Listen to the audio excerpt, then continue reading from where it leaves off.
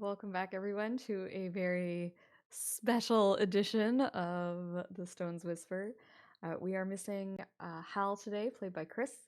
And so we have decided to continue playing, but we're going to do something a little bit different. We're going to do kind of like a side story for the other three characters. It was suggested by Chang that we maybe do something that introduces the city a little bit, gives the players and the characters a chance to kind of get to know the city, and also just as a chance to hang out and play a little bit more D&D, which is never a bad thing.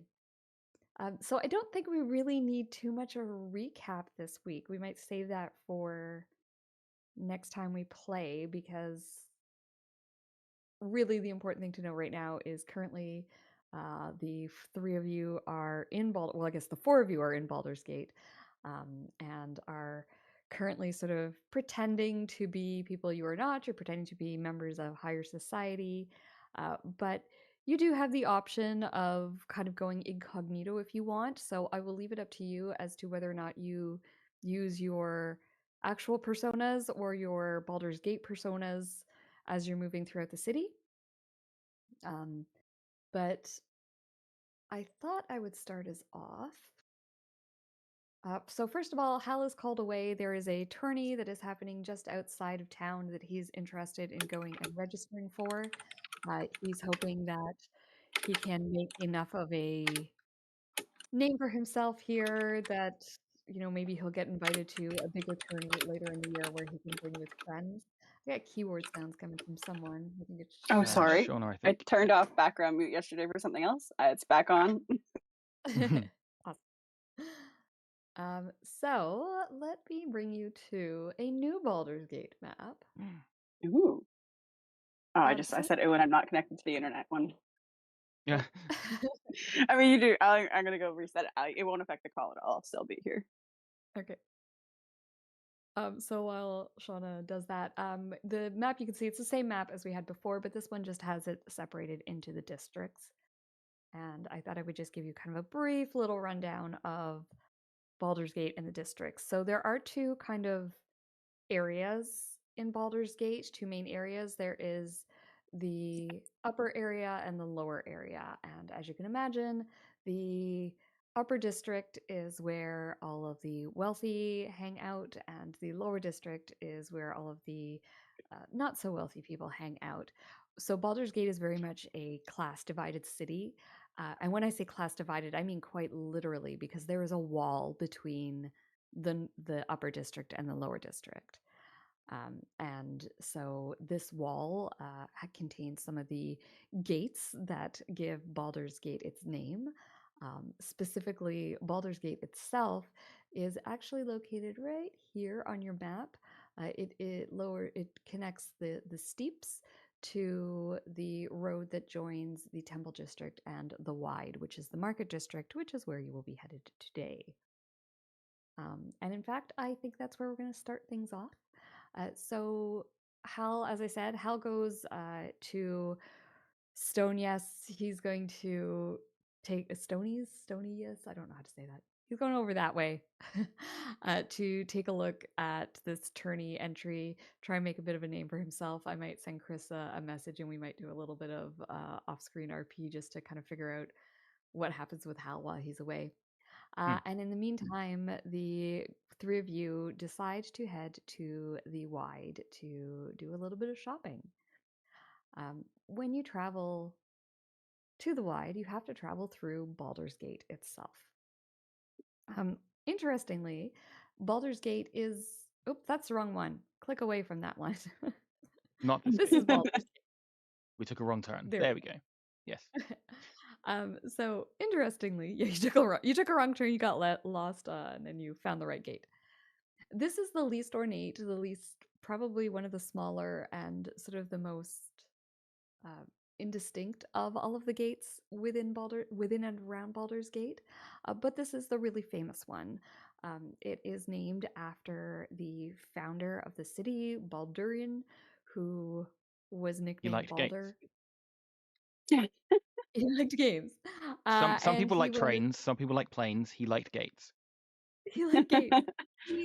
So he was actually a seafarer, and he spent a lot of time at sea bringing things like trading back and forth between different regions. In fact, he was one of the first seafarers that brought some things from faraway places that couldn't be reached normally.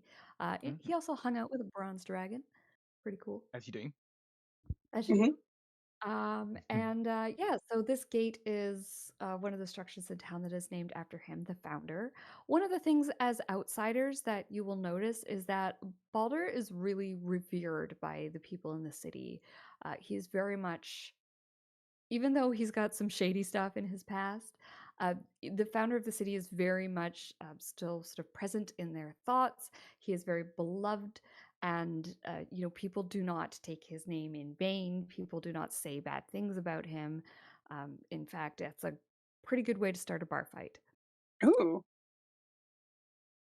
Just as So well I Hal now is away Shauna's from all like, us. well, Just next as well time I need Hal to is start away from us before learning this. right? Oh, don't worry, I'll tell him. Send him a message. It's like, hey, you should really. This guy sucks. You should really curse him out in public. Yeah, they hate him. They'll join in if you have a go at him in public. There you go. Oh, what could go wrong? So yes, as I said, you probably spend a little bit of time kind of looking at Baldur's Gate and just I would say taking a selfie there, but I don't know what the D&D equivalent of that would be, but Paying someone to do a quick sketch of us. Those like 10-minute yeah. sketches you can get done. Yeah, like they have in like Paris where there's just like people everywhere that'll like draw your picture for yeah, so Yeah. maybe I don't know, maybe you guys stop and do that, get your tourist out of it. And then you Hell head yes. to the Wide. The Wide is this incredible marketplace. It's really hard to find pictures that aren't from the video game.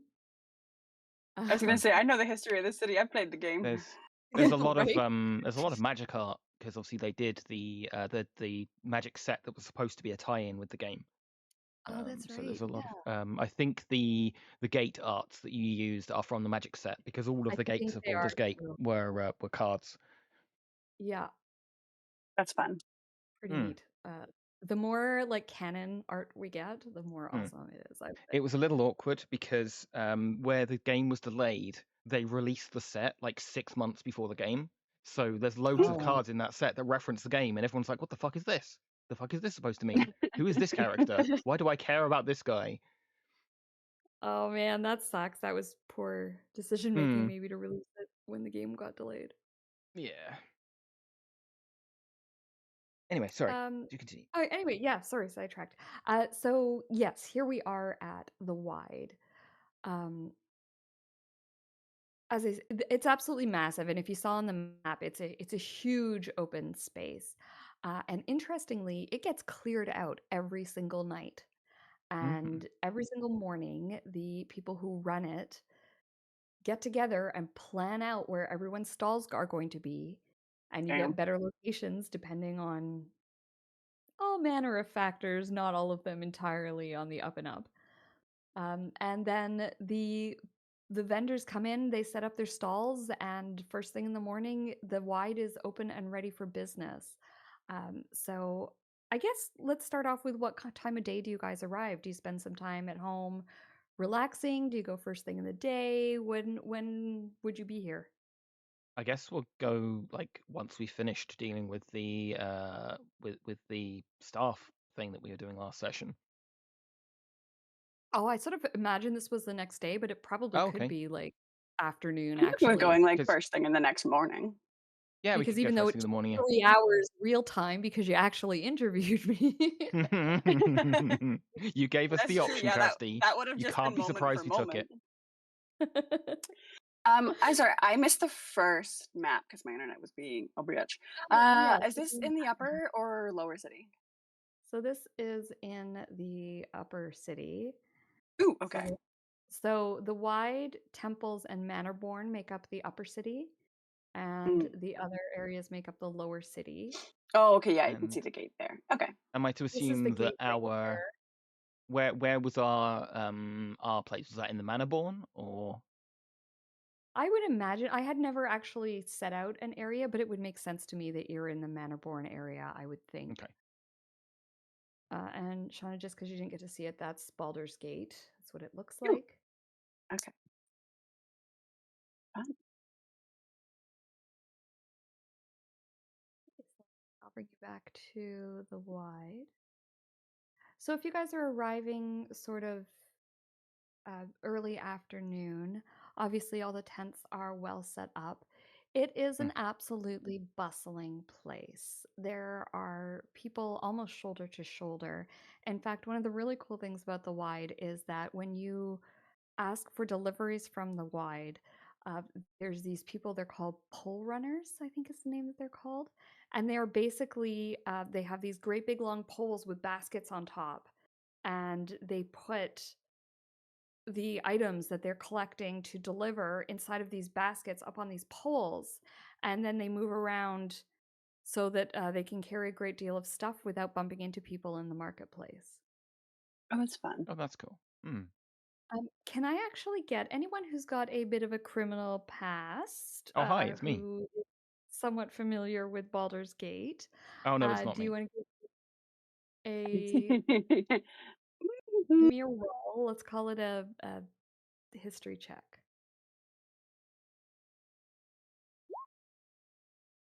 I don't know anything. Yeah, so you do know, Cora, that there are organizations that operate within the wide, but you don't really have any connections yourself with any of them. But That I makes mean, sense. pretty much anywhere that you're going to have a marketplace, you're going to have crime, right? Mm-hmm. Watch for pickpockets. Yeah, Pole Eva would carters, not be. pole carters, that's what they're called. Mm. What's that? What's that? Sorry, Pole pole carters. carter. Okay, Yeah, that's what the people who, it's not pole runners, it's pole carters. right. Okay. When do Eva we get to the pole absolutely would be. dancers? No, that's in the other district. Yeah. Yeah, Evo absolutely would be watching for pickpockets while we're here. Like, it's a market. She knows enough about cities and markets and I feel like Cora lines her people. pockets with dumb shit. So if you try to pickpocket her, you get a handful of like fucking, I don't know, something stupid. Yeah. I love that. Yeah, okay. So, anything that you guys are particularly interested in shopping for while you are here? Do you want me to roll up some stores? So Eva was going to be looking for a relatively nice dress for the like a fancy tier dress for the events that we're going to, and also Right. some jewelry. Yeah, absolutely. Um, I'm so, also suggest. Oh, sorry. no, go ahead. I'm just suggesting, perhaps as well, while we're on the city's dime, that we get our hands on some diamonds while we are being funded by Mm. infinite I mean, coffers. that could be we included still in the have a pair, jewelry I'm don't we? looking for. We have one. We have one, and let's be honest, that's not enough. I think we should get a handfuls of just like jewelry that has Yeah, a diamond worth 300 gold in it. Like get really that's what I expensive diamond was. earrings for like That's what I Eva, was the going to lady of get the house. for Eva's jewelry. That's what I was going to look for. Yeah. So that way, if someone dies, it's fine. We have jewelry that can revive. Mm-hmm. But yeah, I have a 300 gold piece of diamond somewhere. Yeah, there it is. Okay, so you first of all wander around looking for sort of textile stores and jewelry stores. Um,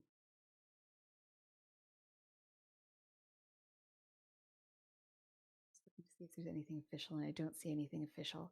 And so you do come across several, sort of a little corner of stalls that have been set up that are seemingly competing against one another. Some of them are just selling fabrics, some of them are selling fabrics and also clothing items that have been pre-made. And there are several really beautiful, like ball gowns, Eva, that you think would be appropriate for the dinner that you are going to be attending. Okay. Um, there's all kinds of like silks and organzas, and they are a lot of them look like they've been kind of like it's imported materials that have come from some of the more exotic locations, Port Naranzu, for example. Mhm. In fact, let's say there's uh, a place called Distant Shores. Um, it says it operates just outside of the wide, but we'll say so. It's just outside of wide, and it is an actual store, and Okay. this has all manner of things that have been imported. You walk in and just that exotic smell of spices just hits you. It smells somehow exotic and warm and just wonderful in here. Mm. There are along with the spices, you also see that there's things like cookbooks and some ingredients. Ooh. There's some like dried meats and salts and all this kind of thing that are, kind of like fancier items that you wouldn't be able to get in a regular market stall. They also have, like I said, they've got some fabrics, and again, these are all imported, beautiful things. And then they have some like custom gowns made from these fabrics. Okay. It's Yeah. Okay. Go ahead. Go on, sorry. Ooh, I'm gonna throw out there that if we were trying to play off the whole like importing spices from Chult thing, that maybe exotic materials from there are a good idea. Yeah. Well, we don't. Um. What Sorry, hold on. I apologize. I'm stretching. We don't need to have product in the house. No, but if we're trying to show off that we do business there, then having material from there might show that we have a connection. Yeah. Yeah, okay. Or we could just pay Like a wearing couple clothing people. from there? Is that what you mean? Like Yeah, clothing like if you that's have clothing oh, that's like of Ah, okay. material from the area, then it gotcha. would show that we Silks and have a stuff. connection there. Yeah, yeah, yeah, Yeah. yeah, yeah. Yeah. Like we're rich enough to have imported other things from the area that we do business.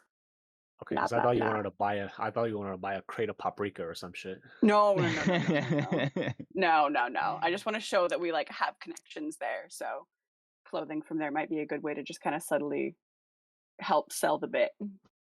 Yeah. 100%. Yeah, yeah. Yeah, so Distant Shores is run by the Shore family, Tendai and Kenan Shore, and uh, they've like I said, they've imported all these things from Chult, and it's a pretty humble looking store. It's one of these like understated places, but Cora, you Mm-hmm. see some of the people that are wandering around here. They're wearing some pretty fancy clothing. You know that you can all tell that these people are definitely, a little bit of the higher class. And Cora, because you're familiar with Baldur's Gate, you recognize that one of these women who's in the store right now is a member of the Elton family, which is one of the major families in Baldur's Gate. So this is definitely like one of the places to shop. I'll I assume the group chat is up, Eva? Mm-hmm. Yep. Every I'll morning. pop that. I'll pop that in the group chat. Ooh, on your left, important Yeah. person. What was the name of the family? Sorry. It was, oh my god, I just Said completely Alton. missed Alton. Yes, thank you.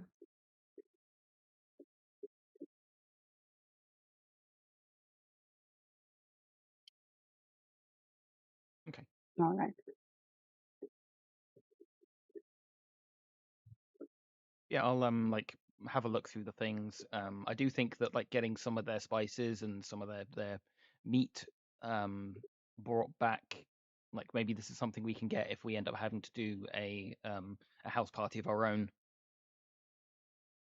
Are we aware as a group? Oh, thank you. That dinosaurs exist in Chult? You tell me. If I feel like you that would be a super fun thing to be like, I don't know, that's so fun. I'd be so sad if I didn't know that. Might be a Hmm. probably be a rumor. Yeah, probably a Yeah, rumor. Missed but some I of this wonder if far any away of land. these are dinosaur meat, Dinosaurs. from Chult. What's a dinosaur? It's like What is a dinosaur? it's like a giant lizard that wants to kill you, from what I've heard.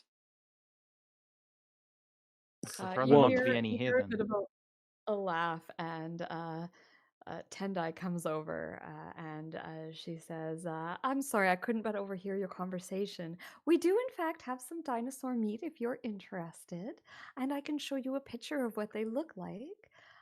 And she sort of points to there's some artworks that they've also imported from Chult, and there's some pictures of some of the various different types of dinosaurs on in these pictures, and she shows them to you, and she says, this is I don't know dinosaur names. This is a dinosaur, and this is another dinosaur.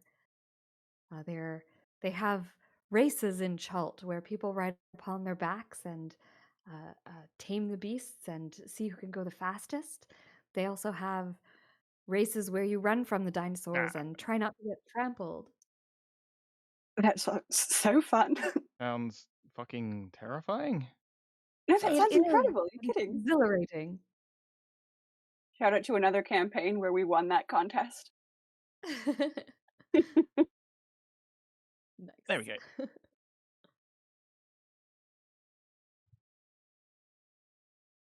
Yeah, there we go. That's what it looks like. That's the painting that she has on the wall. I feel like we should Oh, what was her absolutely. name? Sorry. Her name is Tanda. I'll put it in chat for you.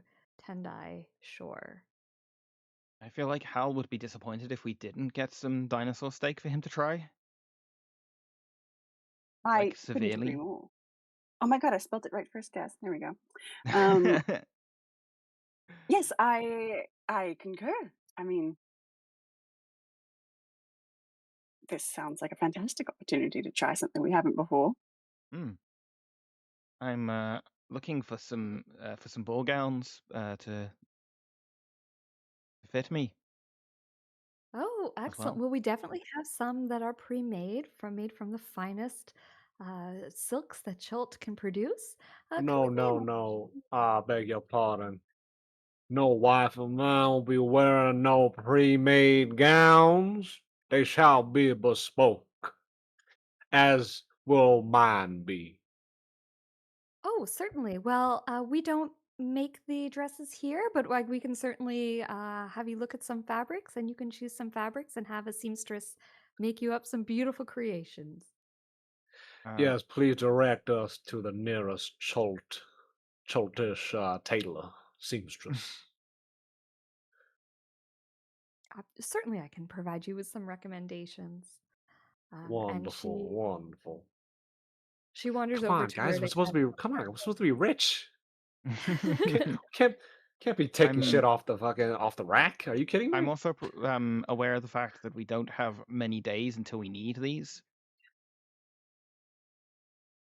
well, That'll be Yeah, fine. Yeah, we could get future it. It's for a rush order.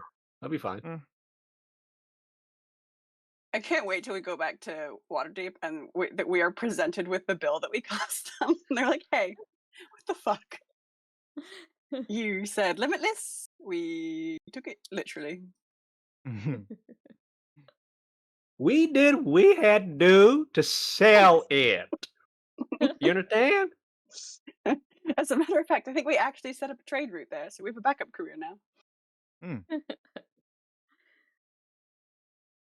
So yes, Tendai takes you to to look at some of the fabrics. They have some absolutely beautiful choices. And you are able to pick out some fabrics both for a suit for Turnip and a ball gown for Eva. Mm. Tendai is also able to recommend a seamstress in town. She says, yeah, she's very good, and if you need your dresses in a hurry, this seamstress often has things sort of pre-constructed, like the under part of the dress, and so Mhm. it's a matter of draping the actual fabrics and just doing some final tailoring. to bring it up to sort of more bespoke standards in a very short period of time. The master of the house will obviously wear the house colors, which is orange and black. Okay, I shall absolutely. have it made as a doublet and pants with in Choltish style, and I want a sash, a long baldric sash. The seamstress, she actually brings the seamstress into the store. I think she would do that for you, as you guys are high paying customers. Mm. And the seamstress takes down your information. She gets your measurements. She takes your request. Eva, do you have any particular requests for your dress? Eva would want something like not necessarily in the house colors, but like in complementary colors, and like 2 different sets How of about maroon red? maybe. Honestly, That would above look the good on table, Eva. I know shit all about complementary colors, so I'm happy to kind of hand wave. Sure. Ours the Ken and same I will colors help. I like. How convenient. Warm tones would go well with burnt coloring. Okay. So, Happy maroon to could be bow nice. to your experience, your expertise. I have none. Or like a soft green could be nice. Like a deep green. Okay. Which actually I think would go quite nice with your skin colour. Polite way of saying you're So pale as shit. Thanks. I appreciate it. Gotta get you outside more. Yes. I want that burnt orange not a waist sash, but a shoulder sash Oh, that okay. I was drapes picturing down. waistline. I'm glad you No, no, clarified. no, that drapes down to the other Gotcha. side from my shoulder. And I want any type of pattern, any type of pattern on it with gold thread. Ooh. Right. Gold thread, only the finest for O'Shaughnessy. Right, gotta throw So the name around. Ten Oh, I and you, Ava, you can throw on in a little old thing. You'll be fine. Throw on any old little thing on it. Were you talking to me? Yeah. Oh, you said Eva. Oh, I'm sorry, Cora. Ooh. We'll get All something right. off the rack. That's fine by me. Yeah, so you make your purchases. When you kind of look at the final price of everything, it sort of gives you heart palpitations until you remember that it's not your money, and even then, it's still shocking the amount of money that this is. God damn! Yeah, I just mentally like, holy shit. I say that, Uh, but as quietly as I can. This is satisfactory. This will be satisfactory. Holy shit, I think this Excellent. is more money than I've ever seen in my life.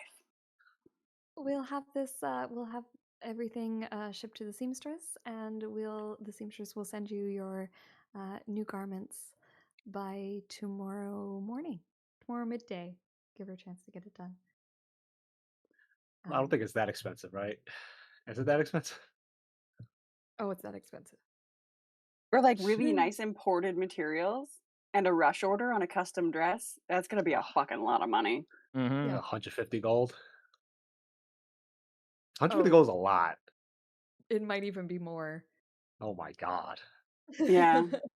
This also just is marked up because it's for nobles, so like Well, whatever. yeah. And it's That's just just saying throwaway it's money. from Salt, right? I mean, think about it. They got to Mhm. import it on ships and take it over, and yeah, so. Yeah, so you spend a decent amount of money, but you have exactly what you need for the dinner party for the next day. Okay. And you head off into the wide to look for some jewelry, I think was also on the list. Yes, that's the next plan. Yep. There are all manner of stalls here that sell all manner of jewelry. Everything from sort of, small handcrafted items that have little value, more kind of touristy trinkets, costume jewelry type stuff, all the way up to beautiful pieces that have been handcrafted by skilled artisans and that have, big stones in them. We're talking diamonds, rubies, emeralds, sapphires, the whole kit and caboodle. Hell Made out yes. all manner of precious metals. There's even a dragon scale necklace in one store that's an Ooh. actual scale from a gold dragon that has been sort of shaped into the pendant. Just some really unique and beautiful items. And one of the vendors, seeing that it's a tabaxi gentleman, and he sees that you're sort of shopping for items, and he says, please, madam, you must come and take a look at my wares. I'm sure I have something that will beautifully accentuate your perfect demeanor. This beautiful necklace would not look as good upon anyone else. You make the diamonds shine. You mean can't say no to that salesmanship? Flattery will get you everywhere. Either specifically looking for like diamonds that would fulfill the requirement of Revivify, but also be suitable for just like wearing to look good at a Party. at a ball. God, what Right. words? So you're probably talking a fairly large diamond for 300 GP. Mhm.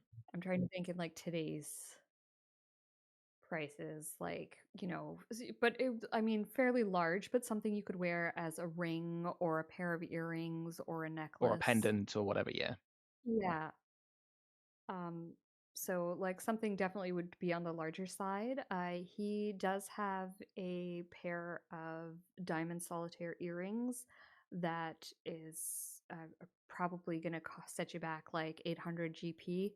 And the stones are quite easily worth 300 GP each. Oh, so that would be two. That's good. Oh, yeah.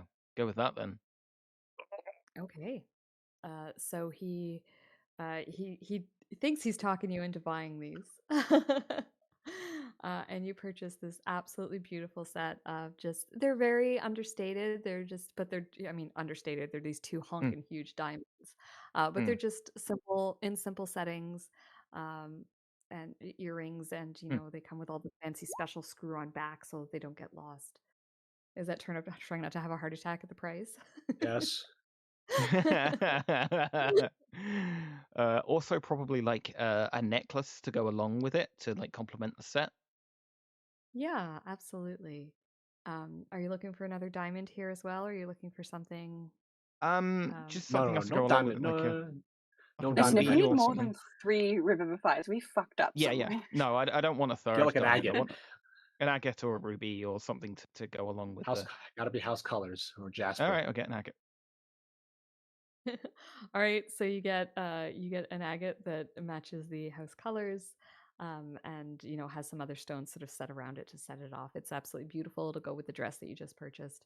Um, and the tabaxi is thrilled. Oh, madam, I could not think of a better home for this beautiful necklace than around you, such a beautiful neck. It pleases me so much to see you wearing these. And you pay the exorbitant amount of money.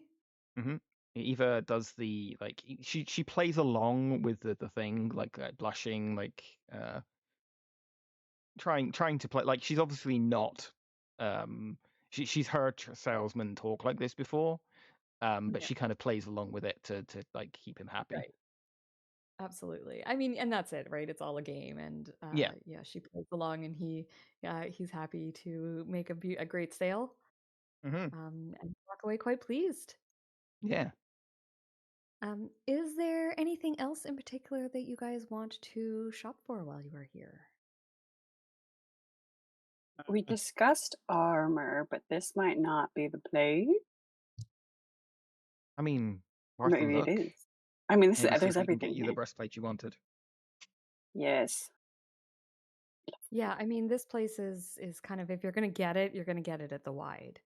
hmm It really has pretty much everything. In addition to the massive amounts of merchants that are here, there's artisans, there's fortune tellers, there's like hedge wizards. If Our you've got fortune told. anything to Fun. sell here, this is where you sell it. Let's Hmm. get our fortunes told. That's fun. Yeah, Okay. there's a little old man sitting on a like a rug, sort of a Persian style rug, sitting cross-legged. He's wearing a turban. He's got a beard that kind of it's white because he's so old, and it's like all the way down. He can practically wrap this thing around his waist.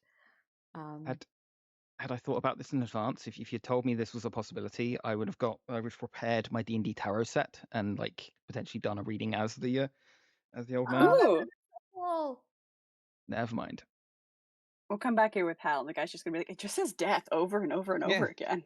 Like there's not even 5 cards with the same appearance in the set, and yet here they are. It just says death, death, death. Let's do this way then. So, Cora, you want your fortune read?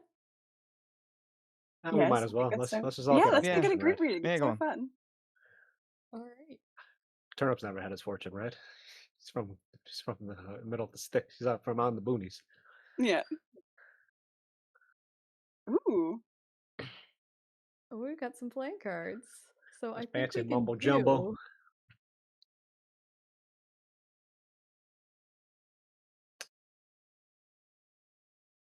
I think First, we can can I do insight check playing this guy? Does cards he seem? for- Ooh. Does this guy seem like he's like shit, or is there like a little bit of truth to him? Give me an insight check. All right. Can I cast guidance as we walk up? Yeah. I haven't cast guidance in so long. I feel naked without it. 19. Yeah, so he's definitely not what he's pretending to be, but you do get the idea that he is somewhat of a clairvoyant. He's just playing it up. Fair enough. I would do the same. Honestly, I love a good con artist. It's about selling, right? Mhm. So he's just selling a product. And I'm looking up tarot to playing cards cheat sheets here. I was gonna So say, I don't know. Let's go. does the Curse of Strahd module come with the tarot set in The Roll20? Taroka? It Yeah, does, the Taroka. but I don't think I can. I'd have to transmog it over, and I don't have a Curse of Strahd. Yeah. You going. could like edit the game and like just import it. I could use a transmographer to bring it over, but I don't have a Curse of Strahd. Right. I don't think I have I'm a not Curse sure of Strahd module. Yeah, it's available in the marketplace as a separate module, so I'm not sure if Roll20 would treat it as a separate module. You could just add with the game running already. Oh, like give me a second. Let me see.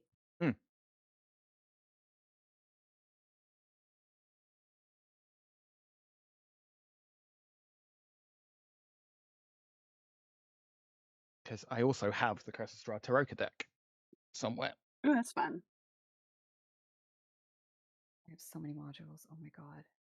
Game add-ons, right?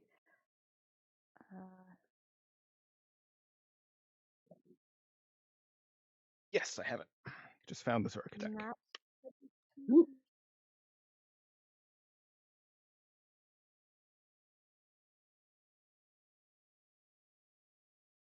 No, it doesn't come as a separate module if you Oh, have. that's annoying.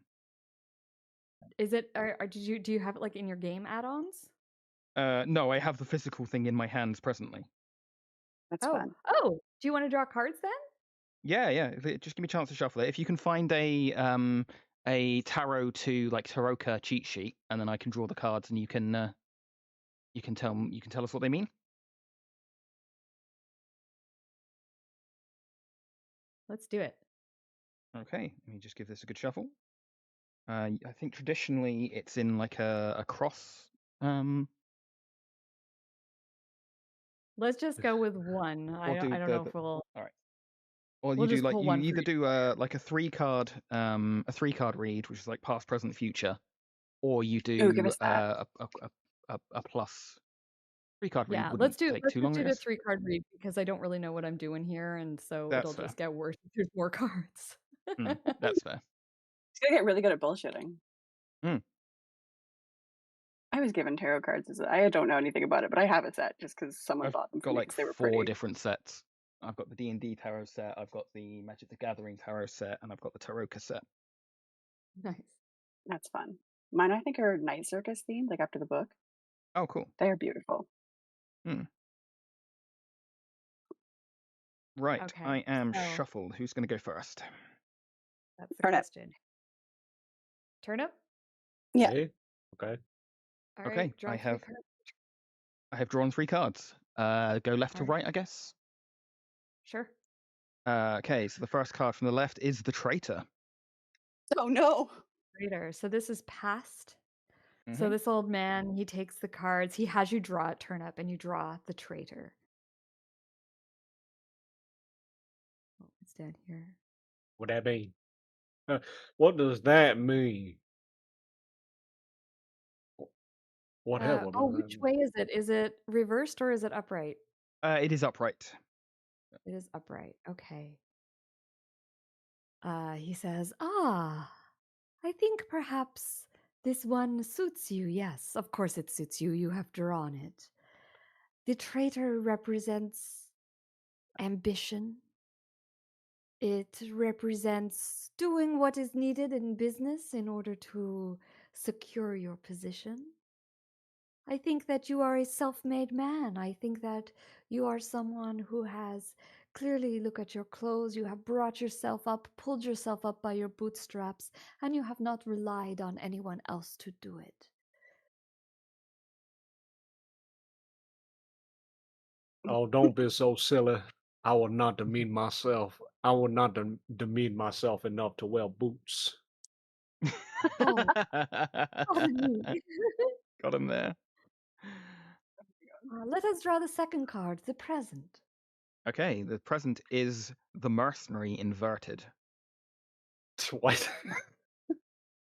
Man, we are selling this lie. Oh my god, this is hilarious. The mercenary inverted, and he kind of like pauses, and you see him like, how could I say this without being offensive? Kind of like cross his face, and he says, "At the present, you are a very successful man. You no longer require to oversee every part of your business, for you have become such a wealthy man that others now can do the overseeing. You have people working for you, and their work is what allows you to live this lavish lifestyle that you have." Oh my god. What a polite way of saying you do fuck all and you take advantage of people. It's literally the tarot card is laziness, greed, and entitlement. Yeah, how good is my persuasion? My Yeah. performance? Holy shit. Yeah. You've even got the He's cards to be clearly convinced. he's clearly like looking a little bit at your at your what you're presenting and drawing inspiration. Mm-hmm. It's a nice way of saying he's a bit of a Well, fraud. well, that's why I have Cora, dear little old Cora here. I look at him and I like nod at the man, like confirming the card. I feel like Cora is definitely a tarot bitch. So I feel like she's like, mm-hmm. So then he says, so let's draw the third card. Let us see what the future holds for you. The Ghost inverted. My The plums ghost. await.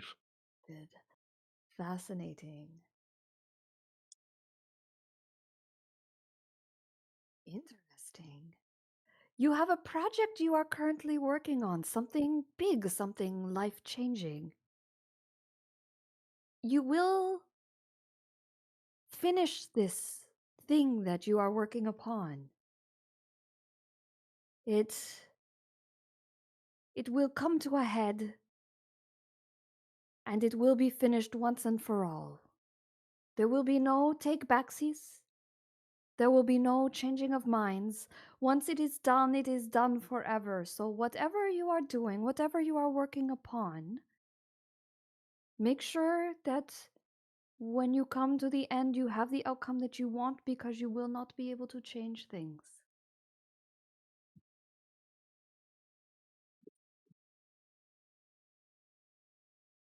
turn to the group. I think very loudly and boisterously. I believe he knows about the business deal we have in the next 2 weeks. I hope to close that as soon as possible. Perhaps it seems, and at this point, he sort of seems to be like you actually get the vibe that this is Uh an oh. actual reading at this point, Uh and oh. less of You rolled a actual important. Mm. His yeah, like this divination is is actually working more now. of an Uh actual read and less of a like, oh, what are the cards saying? Like this one just something about the way he's saying it. And he says, perhaps a business deal, but I feel it is something larger and something very important. oh. Well, I did have a very loud lunch. And he sort of smiles at you and says, yes, perhaps that is it. I give him another look. It seems a bit. uh, Hmm? Can I do a reading for the lovely lady? okay. Yeah, I'd be interested in that. Let me just shuffle the deck back together. I'm gonna make sure that there's a good mix of inverted and not inverted cards. Boop, boop, boop. Manages to hide it, but Turnip is kind of panicking internally. Yeah, just over the group chat, just oh dear, oh no, holy shit. Oh no! Oh no! It's fine.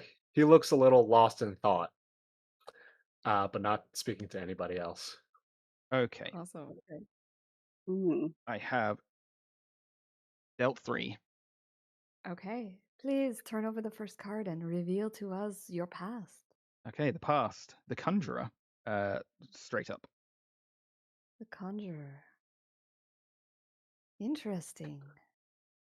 You have not been born once, but twice. You have changed who you were. Mhm. Perhaps you have switched your name. Perhaps it refers to you getting married. But I sense it is deeper than that, something more profound. You started off one way and you were reborn into a new life. Maybe even more than once. Interesting. Eva is like In the group "Mhm, chat, holy shit. Turn another card. Show us your present, my dear. mhm." The present is the rogue. And is this upright or inverted? It is upright. I'll talk about on the nose. Yeah. Eva or Cora in the group chat's just like, oh my god. We gotta Holy kill him. fuck. He knows too much. Yeah, he knows too much. We're killing this old man. Shit, you can probably see that coming. You have recently come into some money. Um, Uh, kinda. I mean, I did marry this man. Perhaps that is it. Also, this recap card refers to making plans, to setting events into place, to very much taking control of your life as much as you can and making something from it. Yes, I Interesting. think you have something in the works, something important to you, something I that mean, requires a great deal of thought and preparation. doesn't sound too wrong. I am glad to see that my powers are on point today. Please reveal to me your future. The traitor inverted. Oh. The traitor inverted. Wasn't that mine? In the first You one? had the traitor. She has the traitor Yeah. inverted. Yeah, Yeah. I shuffled everything back in again, so there's the possibility of duplicate cards. Ah, the traitor inverted. This refers to a reconciliation. Forgiving someone from your past, or perhaps forgiving yourself. It. I sense there is someone connected to your past who has done you a great wrong. This card inverted means getting over that situation. Perhaps by forgiveness or charity of heart or reconciliation. I'm not sure that's an option. In the Eva group is chat. actually like Or by visibly killing the whole shaken by family. this. Yeah, Eva is visibly shaken by this read. It may not seem so now, but perhaps in the future. The cards say it may be possible. Okay. And then he sort of like turns to you, Cora, and says, "And what of you, madam? Will you cross my palm with silver and learn about yourself?" Absolutely. Okay. The Let me other just two are shuffle these rattled, back and in. Cora's like, I've got nothing bad. I'm sure it's going to be fine.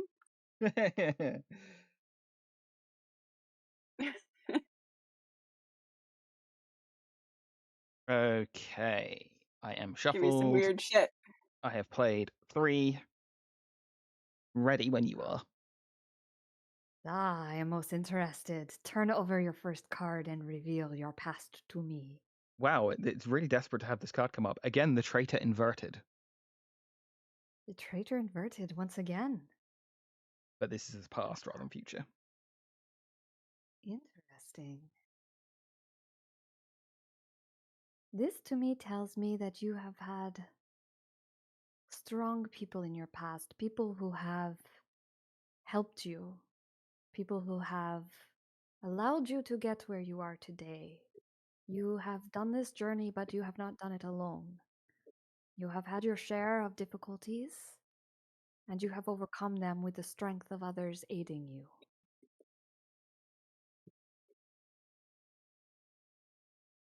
Hmm. Turn the card and see what your present holds. The present is the miser. Is this upright or inverted? Upright. I'll say if it's inverted. Okay, gotcha. The miser. This says to me that you are very proud of where you have gotten in your life. That you are you hope to continue in this vein and you do not wish to share it with anyone. You are doing your best to be an assistant to this great man, and you would not like anyone else to have your job.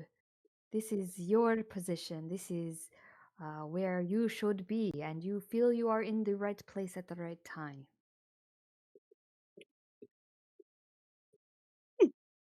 Please Interesting. reveal your future to me. Final card is the evoker inverted. Ooh.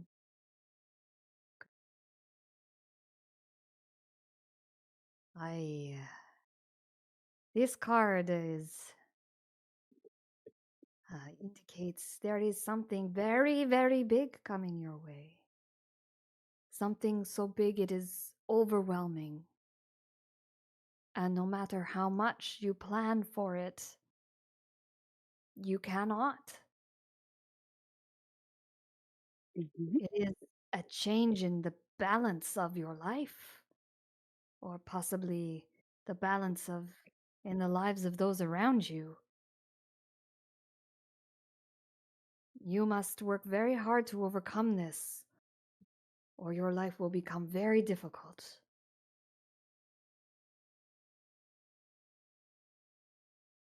All right. Okay. Yep. How convenient. I was planning to fire her by tomorrow. These cards do not say that she will be fired. It just means that she has great projects ahead of her that she must work very hard upon. And he's kind of Yeah. like, don't fire her on my behalf. Oh God, what have I done?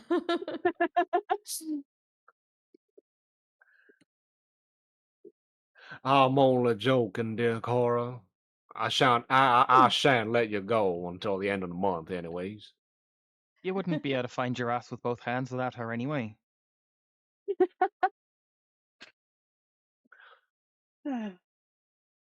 All right, and so after speaking with the old man, I would like to suggest that you guys head to,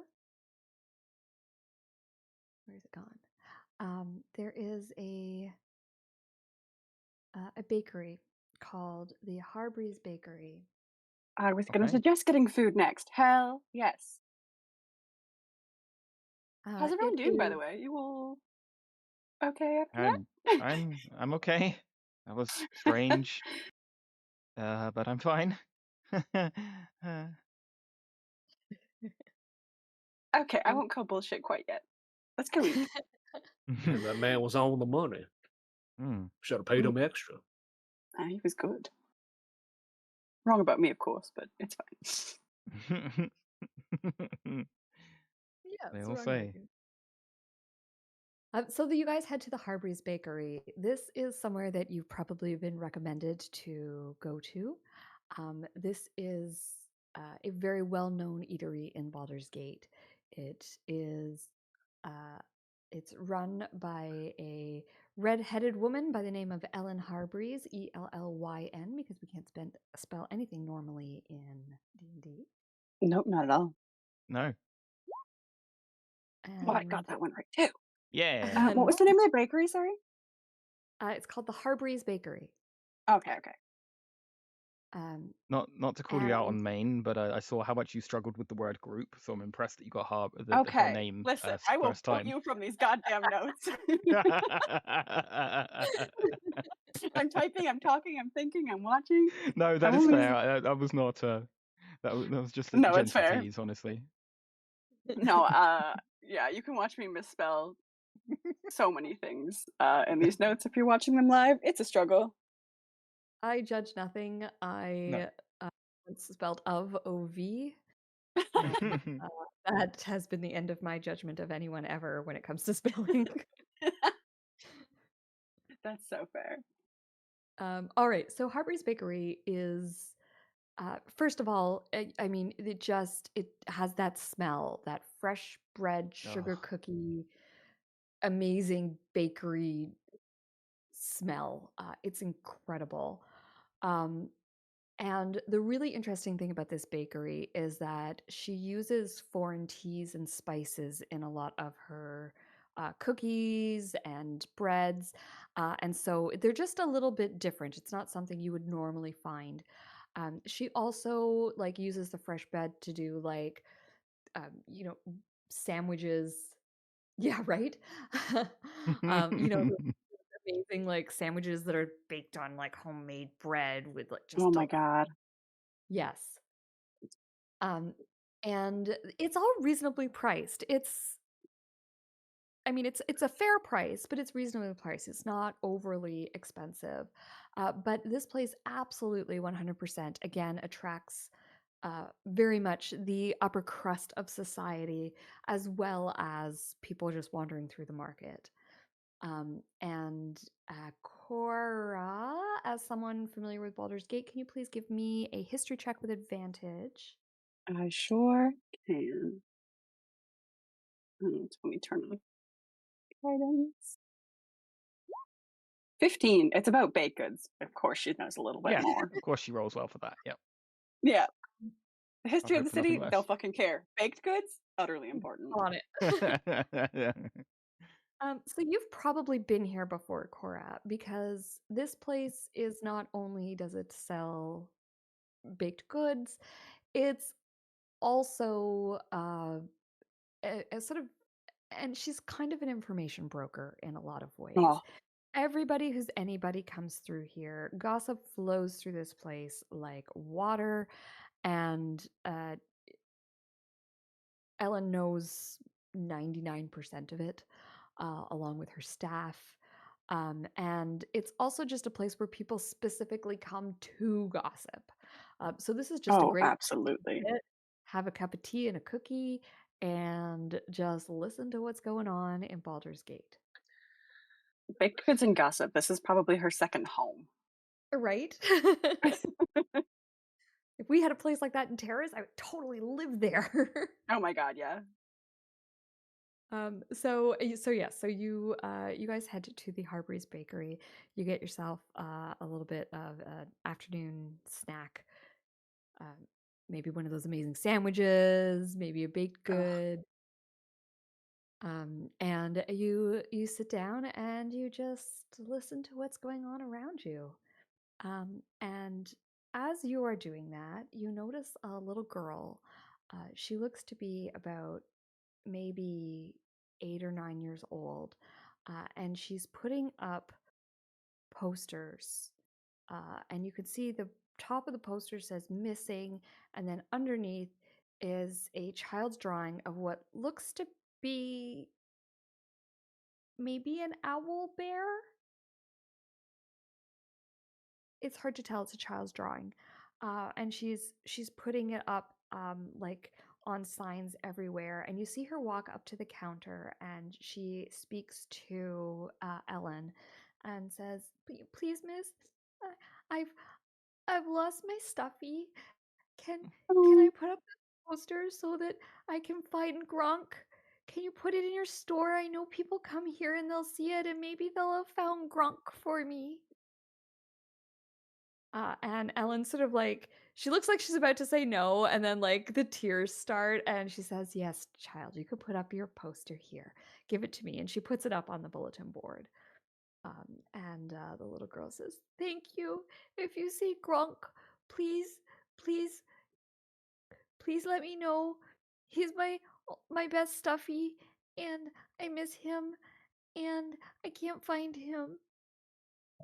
And she sort of says, "Okay, my dear, I'll let you know if I see him or if I hear about him," and sort of shoos the girl on her way.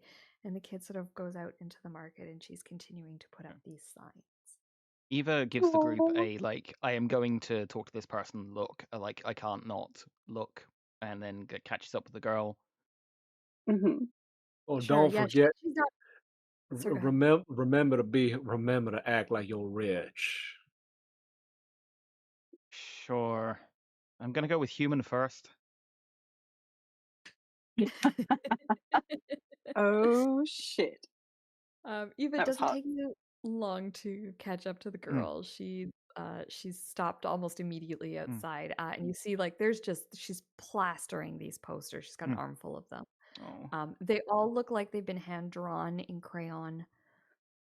Some of the artwork is better than others. One of the posters, the one that she's putting up right now, it says "Grunk is gone." Oh.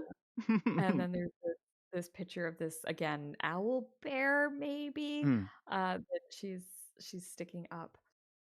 And when you approach, she sort of says, "Have you seen Grunk?" No, but I would like to help you find him. Where did you see him last? I don't know. I went to the petting zoo. So he could be there, but then we came here. Okay. So I'm not sure. I really miss him, and Why? I can't sleep without him. Oh, poor honey.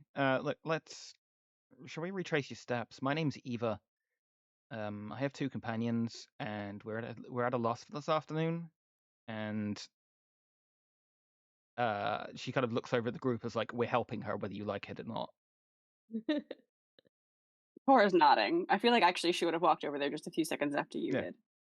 Yeah. I didn't fucking prepare a locate object today, or I could have made quick work of this bullshit. That would have been useful. Right. My name is Rosella, but everyone calls me Rose. Okay, Rose. This is Cora, and that grumpy man over there is Turnip. That's a funny name. Wait, are you just giving out a real fucking... Oh, dude. I don't give a shit. This is a child. It might come back. It might come back to bite us, but I mean, I don't care. This is a We can just child. We're lie. gonna We help can them. gaslight a child. It's fine. Yeah. It's okay. I told you my real name. It's really Rose. No. And Grunk is really called Grunk. I didn't say that in front of them, man. I'm keeping up appearances. That's probably in the I'm head, trying yeah. not to get. I'm Yeah. trying not to get killed right now. In the group sorry, chat. in the group chat. Everything Okay, everything hinges on me making Mhm. this character work and making people Yep. fucking believe it. See, this is why I just went with my real name. Mm. I mean, also. Okay, do you want to walk us where you last had Grunk, and maybe we'll see if we can spot Yeah. him? I'll follow your footsteps back. Where are your parents? Mom said I wasn't allowed to go back to the petting zoo, so I came here because we were here before, and then we were at the petting zoo, and then we came here, and I thought maybe they would be here, but he's not. She says I'm not allowed to go to the petting zoo. Can you go and look for me? Why Yes, we aren't you allowed to can. go to the petting zoo? 'Cause it's too far away and I might get lost. Okay, well, why don't you go wait with your parents, and we'll go to the petting zoo. Thank you. Mommy says we don't have time today because she's busy. She was gonna take me tomorrow, but tomorrow someone could have taken All him. right, child, I must say, tears absolutely irritate me. Oh, Miss Harbreeze, why don't you give her a pound cake for the little girl on my dime? Oh, that's very kind of you, sir. And she puts together a little pound cake for the little girl and she says, "Here, sweetheart, have this, and here's a juice as well." Mm. And she looks at you and says, "This one's on the house. Thank you." Now, this feels kind of shitty, but we've dealt with shape changers and whatnot. Can I insight check this little motherfucker? Yeah, you can. We've dealt with all kinds of weird shit, and I just want to be Yep, sure that fair. we're not gonna get shivved. 23. Right. Based on what you're seeing, she does certainly looks like a little girl. You kind of very subtly, just go to give her like a little pat to make sure, because you know that sometimes illusion spells Mm-hmm. they look different, but you could feel them and like, oh, I can feel scales. She's something else or whatever. When you give her a Mm-hmm. Or pat, like the height is different, yeah. yeah, the proportions seem the same and the height seems the same. She feels like a little girl, not like scaled creature. Mm-hmm. Um, so your guess is human female child. Okay. Okay. I'm just making sure that she's not, some Okay. little liar. Mm. All right. Whereabouts is the petting zoo? I'll probably And ask the lady behind behind the counter. Uh, she says, "I think she means the Bloombridge Gardens petting zoo." Okay. That far from here? It's a ways. I'm not surprised her mom doesn't let Oh. her go alone. Hmm. Okay. And your stuffy, how big roughly? Now talking to the child. Um, he's about this big, and she sort of holds out her hands, and it's maybe like a foot high. Okay. And his name is Grunk, and he's an owl bear, and he has a wind up in his back that makes him wind up, and then he goes cluck cluck cluck cluck cluck rawr. And sometimes he talks to me, and he left me a note. And it was a really mean note, but I don't think he meant it. I don't think Oh, he would say that to me. Do you have the note? what did the notes say? She pulls a crumpled piece of paper out of her pocket, and it says, "I'm not your toy anymore."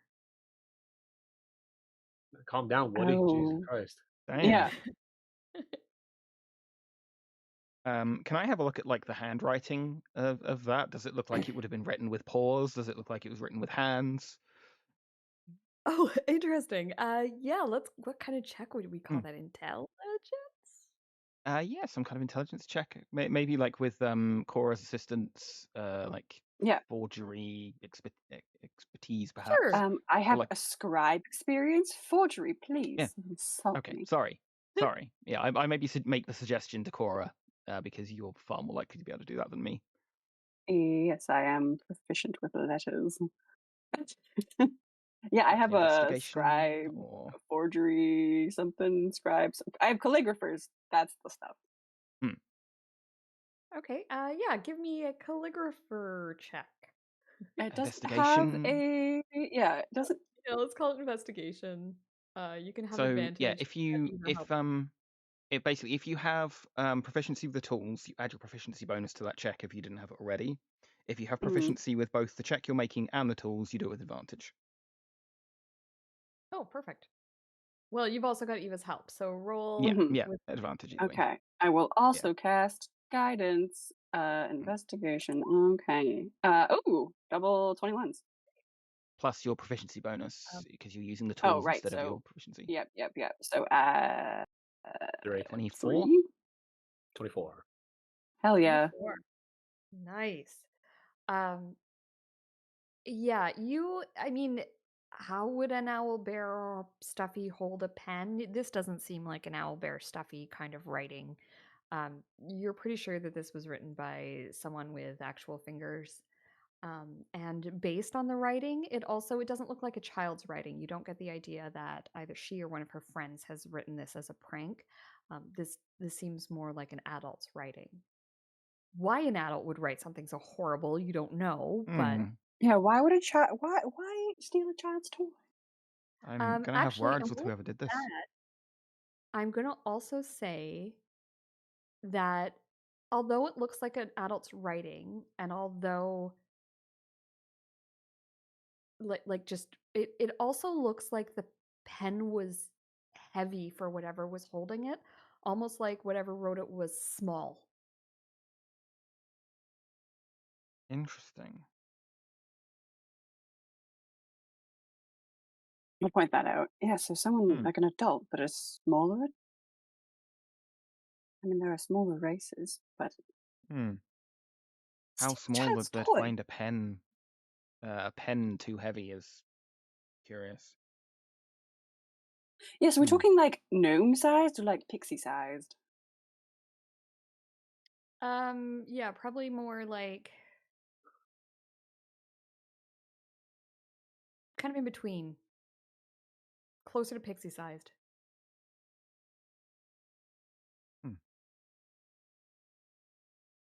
Okay, so really small. All right. Okay. Rose, darling, go stay with your mum, and we will go find Grunk, and we'll talk to him about why he ran off, and we'll see Yes, if we can and sort this out. well, see, we need to know where we can find you when we've done this. She said she runs up and she just like hugs you, Eva, like just Aw. like one of those like long Aw. kid hugs where like she just practically flings herself at you. And she says, Mommy has a stall in the market. And she kind of points over to where there's a stall that sells like pots and pans. Okay. That's my mummy there. Okay. I would like to go and talk to the mother, actually. Sure. Yes, you go up to the stall. Like I said, the stall is. I'll put you back on the marketplace thing here. The stall is it like a tinker type stall. Yeah. Pots and pans, that kind of thing, made of metal, tapped together. They're not of the highest quality at all, but they're decently made. It's just like the metals are not the highest quality. They're fairly cheap in terms of price, and the family looks kind of what you're guessing by like their dress is sort of moderately unsuccessful merchants. They're Sure. squeaking by, but they're probably not doing great.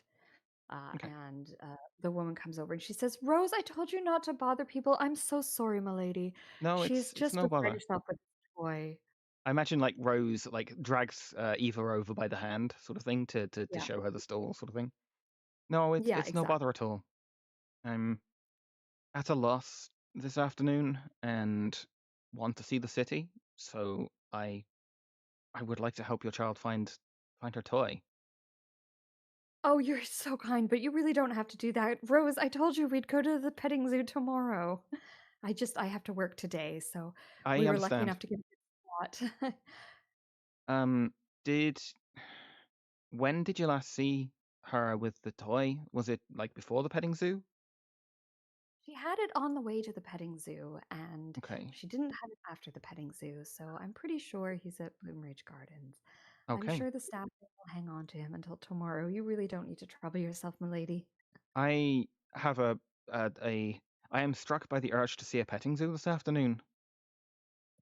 Well, you are very kind. With the she has like the expression that's like, you are not changing my mind here. I'm doing this. And Rose is like, every time her mom says no, Rose's hand like squeezes a little bit, like in panic, Aw. and then like as she Yeah. says yes, she like kind of like relaxes a little bit. Yeah. Okay. Well, we will hopefully come back and find you in a couple of hours. Can I just inside check the mom to make sure she's not like, I don't know, involved in this bullshit? Yes. I hid my love child's how- toy. I hate the smell of that stuffy, and I killed it. I hate it. I love how paranoid I've made you guys. What have I done? It's all of the doppelgangers. That's really 21. Oh, you lying about the toy? No, It honestly, she seems very much like a frazzled working mom who's got a ton of stuff to do and knows that this toy is important for her daughter, but she just can't right now. okay, okay. She doesn't seem like she's hiding anything. She does seem like she's absolutely going to go to the gardens tomorrow and look, and she'll probably tear the place apart. It's just not feasible right now. Yep. Yeah. Oh, why can't we just pay the woman for her services of the day and let her go to the park with her daughter? Well, I mean, I thought it'd be nice to see the park anyway. It's quite lovely. Two birds, one stone. Yeah, I'm in favor of that. Ugh, if we must, Yes, we must. all of a sudden, the women in my life decided to grow a heart. As I laugh at the mom. I She give her sort a of like look. smiles at you. Like, you know how when someone starts laughing, you feel the need to laugh, even if it's not particularly funny? That's kind of the reaction you're getting from her. She's smiling at you because she feels like she's supposed to, but she doesn't really agree with what you said. And she says, well, you're very fortunate to have two such kind and caring women in your life. Oh yeah, you know what they say, opposites attract. Oh, Wow, you told on yourself big time there. Holy shit. All right. and Well, we'll be in touch when we I'm find. playing a character. With it. Turnips. I like how close you come to breaking Turnip every day. I'm fighting for my fucking life here, man. all right. So you head out of the wide. I'm gonna grab a snack on the way out Grab from a the snack. bakery. Absolutely. It's one of those places that like now you know it's there. It's going to be like a daily thing to like wander to the bakery and. Yeah, I feel like she forgot about it, and it was just like, oh my god, all right, this place. We are well enough off. Maybe we get them to deliver to us like breakfast The foods best or part something. of going here is sitting and listening to all the bullshit going on. Okay, fair. I love people's bullshit. Have you learned nothing about me? True. Yeah, I had noticed that about you. That is true. So you've got two ways to go to get to Bloom Ridge. You have the option of going through the Temple District down to Blue Ridge, or to go through the Steeps to Bloom Ridge. The Steeps is in the lower area, so it's not so well off. And then the Temple District is obviously there's a lot of temples there, amongst other things. And it is part of the wealthier neighborhoods. So which way would you guys like to go? Probably go via the Temple District, I think. Okay. Sure. I don't want to run into any trouble if we can avoid it. But I mean, we should definitely go by the temples. I'm a holy woman, you know. What? Don't laugh. It's true. Ignore the fact that I'm laughing. It's fine. Why I wouldn't have been, because it's upper city. I don't think I've spent too much time in the upper city. Have I been to this temple district? It might be somewhere you would have at least stopped by. Okay. Just to see it if for nothing else. The Temples District is the largest and the oldest part of the city. It's also probably one of the most important regions of the city. It has some of the city's most important landmarks, and it also houses the Ducal Palace, which is where the four Grand Dukes who rule over the city reside. It's where they do their work, basically. There is also a High House of Wonders, which is a great temple. And then there is a museum that is known as the Hall of Wonders that displays the creations of Baldurian Gonsman, the founder of the city. Mm. It also displays holy relics of the Church of Gond.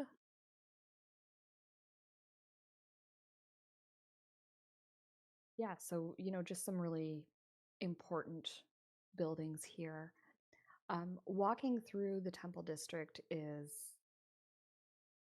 uh, pretty incredible. The buildings here they're very large, they're well maintained, there's sort of gardens and things around them. It's a very beautiful part of the city, and people tend to throw money at the gods, and so there's a lot of wealth in this area. There are some houses here as well, some of them being occupied by the clergy, some of them just being, you know, wealthier people who can't necessarily afford to live in Manorborn, but are sort of a little bit of a higher class, and so they would be living in the Temple City as well, the Temple District as well. Um, and just walking through it, it's just one of those things where you're walking through a really old city with some of these really old buildings that are really important. And again, it's just a really neat kind of touristy thing to do, and you probably thoroughly enjoy your walk as you head down that way. Hmm. Going from Temple District into Bloomridge, there's sort of that noticeable change as you head down into the lower city because it is literally lower.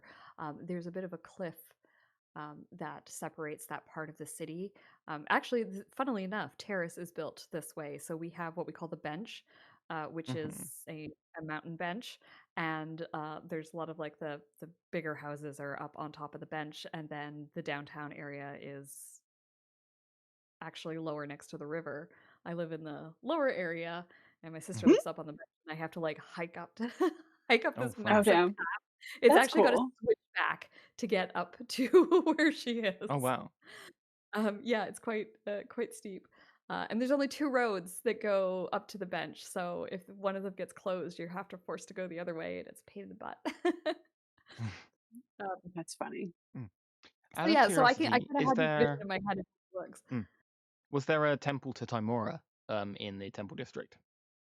There is actually. Hmm.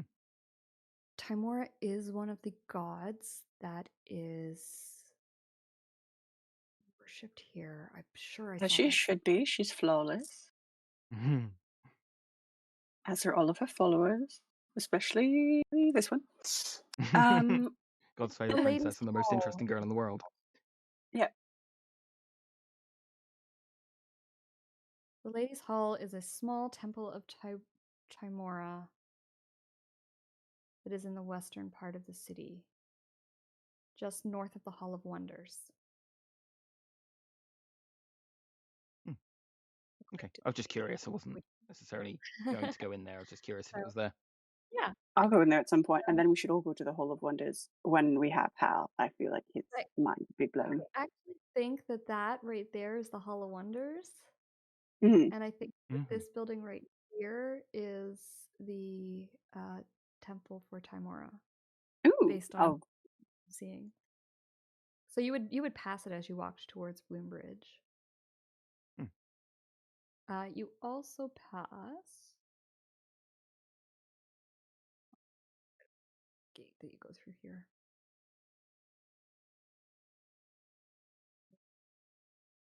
I'll figure out gates later. Yeah. So anyway, you get to Bloomridge. Okay. Bloomridge is it's called Bloomridge because of all the life here. There are plants everywhere. It is within the lower city, but it's one of the wealthier areas of the lower city, if that makes sense. Yeah. Um, so this is where sort of like your kind of wealthier merchants who can't afford to live in the Temple District. It's where landowners, sea captains, that sort of class of people that like live upper here. middle. Yeah.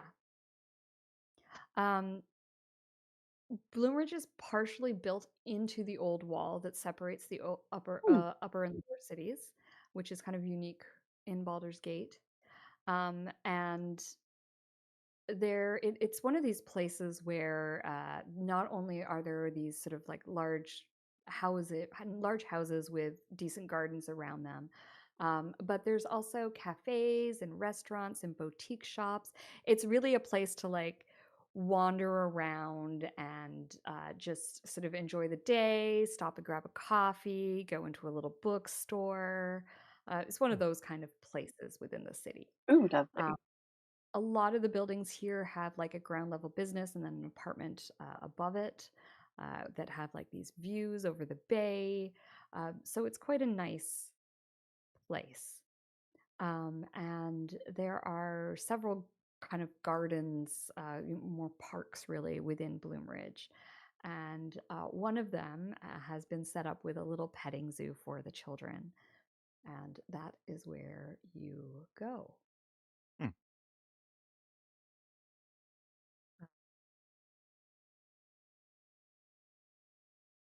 Bloomridge Gardens.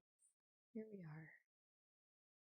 So this particular area, this is called Bloomridge Gardens, is the name of this little park, Mhm. and it's one of those places that constantly has things happening in it. We have a little place like that in Terrace. It's called George Little Park, and Oh, there's bands that play. It's where the farmers market sets up. It's where anytime there's any event, it always happens there. That's kind of what this place is for Bloomridge. And there's a petting zoo that's operating for a few days out of here. It's not a permanent setup. It's just something that's, an event for the kids in the summer. There are pony rides, and there's a little pony being led around and a child walking on it. Mhm. Not walking on it, the Riding on the on it. horse while the horse is walking, obviously. Yeah. Yes, riding. That's the word that my brain could not access. There's some sheep with their wool. There's just a bunch of little creatures, sort of fenced off, and kids are running around having a grand old time. There's probably a little vendor selling ice cream out of one of those little carts, and it's got some brown moss in it to keep it cold. And yeah, this so you're sort of wandering around Bloomridge, having a look. I don't know Hmm. if you guys actually pet any of the animals. I don't know. Turnip's probably not interested, having grown up around all of them, but maybe Hmm. for the city dwellers, it might be more of a unique experience. Yeah. Eva's interested in looking at the absolutely. animals, but like she takes a little time to do that before like getting down to business and finding someone to talk to. When we start our kind of actual hunt, I'm gonna cast inflict wounds on a sheep. No, where That sheep will never know fuck we're the here. petting zoo. I'm gonna cast. Come on. I'm gonna give myself Owl's wisdom, so advantage on all wisdom checks. Oh, Cool. nice. Okay, I like it. So that'll be insight and perception, right? So you take some time, kind of just sort of enjoying the petting zoo for a little bit, Hmm. um, and it's one of those things you're there for 5 minutes and it's cool for the first 5 minutes, and then you're like, okay, this is for children and I'm finished. Yep, I'm done now. Um, Yep. Yeah. yeah, that's kind of what it's there's, like I said, there's some cows, there's some sheep, there's some chickens, there's, just the farm Yeah. animal type thing. But the kids are loving it. They're running around, they're playing with the animals, they're riding this little pony around in circles. Um, I'm doing the farmer thing. I'm sizing the animals up. How good their breeding, how good their Oh, breeding is. let's get a nature check from you, please, and you can have it with advantage because this is because you know Who this you stuff. are. I'll probably say I could probably share that. I could share that sheep in about 20 seconds. Yes, sir. I would Well, one day I I don't would say it love out to loud. see that. I don't say it out loud. I think it. Hmm. Oh, in the group chat. Ooh. 19, nice. Shoot, Um, that cat. Give me 30 seconds. I get two. I'll get you two buckets. So Turnip, these animals a lot of them are a little bit on the older side, probably because they want animals that are a little bit more stable for dealing with children. A lot of these animals are probably on their end of days kind of thing. Like the cows are probably ready to be sent to the butchers. the sheep are probably, do you know what I mean? Like Yeah. they're not bad quality animals, but they're all getting to the point where they're going to be sent away for slaughter, and this is probably just a way to make sure that they're nice and calm, so that you don't have like a young sheep who's just going to end up freaking out on the kids and hurting anybody. Hmm. Yep. There's some interesting varieties here. There's definitely, probably some varieties that are like more common in Baldur's Gate than would be around in the Waterdeep area. So there might be some breeds that are a little bit more unusual to you, but nothing that really sort of stands out as something like fascinating or anything like that. But yeah. And how do you guys begin searching for Grunk? What do you do? The search for Gronk. I will Eva's going to be looking for someone. I guess like the ice cream vendor. He's Sure. seen more of. Well, they've seen. They've been standing around. They might remember. Eva will go up as a customer, buy some ice creams, and then kind of get him talking. I'll go with her, of course. Gonna go on the premise that it's like my niece has lost a stuffy, and kind of ask about it. Sure. So there is so the ice cream vendor Mhm. is a human man. He looks to be sort of like in his like maybe mid-30s. Mhm. And he's doling out ice creams, and he says, "Can I get you an ice cream, madam? We've got all kinds of flavors here. We got rum raisin, we got chocolate, we got vanilla, we got strawberry." Yeah, I'll go for 3 ice creams, and I'll obviously get whatever the rest of the group want. Starts scooping them out. He's got like those I homemade balls. don't eat things with my hands because I'm incredibly rich. Right Oh, from you, 2 ice creams then. I can give you a bowl with a little wooden spoon. You know what? I shall I shall take my leave for the time being. I shall enjoy the sights while these two enjoy their time here. Huh. All right. I'm gonna go off and look for an animal that's kind of not isolated in that sense, but nobody's really around it. Nobody's really interacting with it. Kind of like just chilling in its Sure. pen, whatever. Yeah, okay. So you go over and you head there's like a couple of chickens that have sort of been set aside, that are just hanging out. There's no one really around them.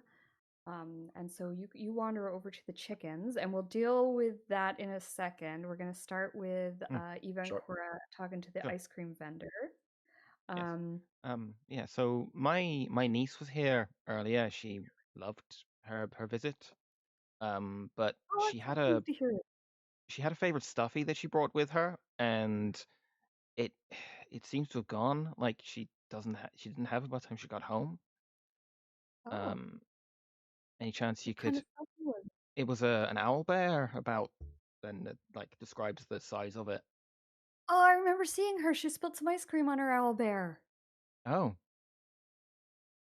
interesting. What happened then? She just spilled some ice cream on it. Her mom wiped it off, and they headed off. I think they went to go look at the cows. Okay, interesting. Did you see her with it at all after and around from that?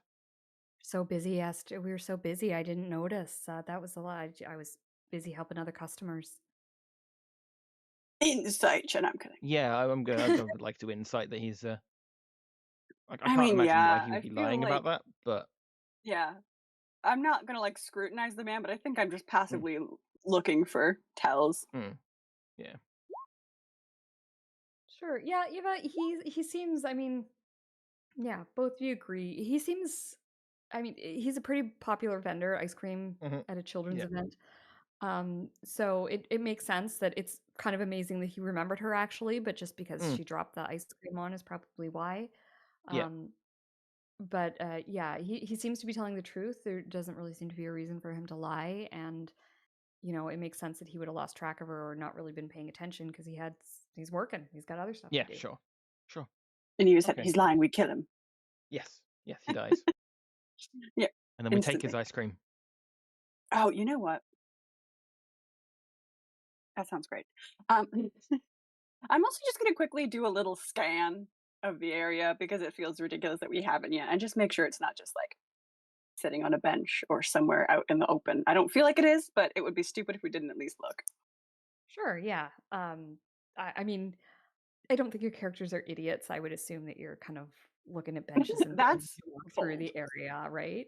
And Mhm. you've already done like a walk around here because you've looked at all the animals and things. You haven't seen anything that looks like the stuffy. I'm not going to Yeah, make you roll for that. If you're doing like an actual search, but like, it'd be so funny. You're like, you guys never rolled perception. It's just sitting on the floor. Mm. It was just like that's sat a on the bit ice cream man's mean. shoulder, and we just never looked. You never asked. Yeah. Oh my god. Listen, I've had those DMs. My head through a fucking So is wall. the game doomed. Okay, so let's head on over to Turnip. So Turnip, you're talking to the chicken man. That you're not talking to the chicken man. They're a By the chicken. You're chicken. talking to the chicken man. Uh, I don't know what's wrong with me today. I mean, if there's like a little, if I can get like a little bag, not a, like a satchel of feed, of chicken feed to like feed the animals. Yeah, they sell. You know how at these zoos they always have like little packets of food that you can buy and you scatter for the animals. They've got a I'll little take one thing if of they have it, corn for the and chicken. I'll go to the chickens and scatter some so they come close to me. Sure, yeah, they come over, peck, peck, peck, peck, peck, peck, peck. I look left and right, make sure the coast is clear. Yep, coast is clear. Awesome. Yeah, you I say, cast speak with animals. shh, hey, shh, ladies, need some Bark, help. Need some help, bark, ladies. bark, bark. What do you need? More corn. More corn. Yeah. I was looking for a little girl. I was looking for a little girl who lost a toy. Little girl came here the other day. She lost a toy. It's kind of like Our this little. big, this wide. It's kind of furry. Y'all seen it? I throw Uh, some more oats, grains, corn, whatever. they do that like weird chicken thing where like they kind of like put their heads like sideways and like look at you with one eye. Um, and then they like start pecking at the ground. And one of the chickens says, "I remember that girl. I remember that girl. She was making a big noise. It frightened me. She was crying something about dropping ice cream on her stuffy. It scared me and I ran away and I bumped into something. Yeah. Anything, ladies. Anything else? What I couldn't see what I bumped into. I just bumped into it. Just bumped into it. I just bumped into it. I still don't know what it's about. It's very upsetting. All right. Anybody else? There's been weird noises. There's been weird noises. They try to frighten us. Something's Where? happening around here. Crazy frightening noises. All right, where? Hey, listen, lady, it's all right. It's all right. Listen, I'm just gonna help. I'm trying to help you. It laughs at Where? us. Sometimes it laughs at us. If Where? I don't know, it's just around sometimes, and I can't see it. Don't know where it is. All right. Can anybody lead me over? Just like within the pen, just like walk with me a little bit. I'm still kind of having my eyes dart around just in case. I don't want people to see me talking to chickens. Really? Why To a couple of hens. not? Yeah. So it starts walking with you. There, one of them in particular starts walking with you, and she says, "There's a Oh, new wow, cute. chicken around. There's a new chicken. Oh hell. All right. Introduce me. This it's over there. It's over there. And there's something wrong with that chicken. Let me tell you. It don't speak chicken right." Mhm. All right, I got you. Y'all right, y'all right, y'all right. All right, go on now, go on now. So, yeah, you see there's this, I guess it's technically a rooster. Um, it, yeah, because it's got the comb, so it's a rooster. And it's sitting there. It's kind of like a goldish color. And it looks a little bit different from the other chickens. It's almost like someone who like has seen a picture of a chicken and then drew a chicken without really looking at that picture. It's kind of like that, where it's just like there's just something not quite right about its proportions. Mhm. How far am I from the other two? Oh, they as soon as they saw you headed in the direction of the other chicken, they skedaddled. No. Not as in the. Oh, I'm talking about the I other two see. hens The other I'm two, running with. the other two hens. So you're about here, and they're over here in the corner talking to the ice cream man. You just hear through the internal voice chat.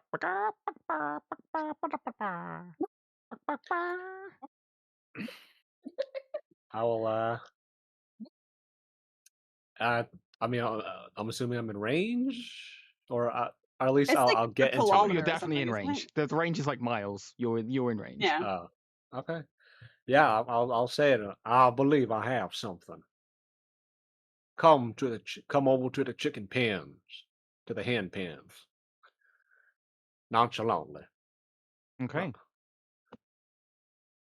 To the chickens. I'm going to head over to the suspicious chicken. Suspicious chicken. That's the feels name like for a early pub. days working. That's the D&D I pub. honestly, That yeah, has to be. I want.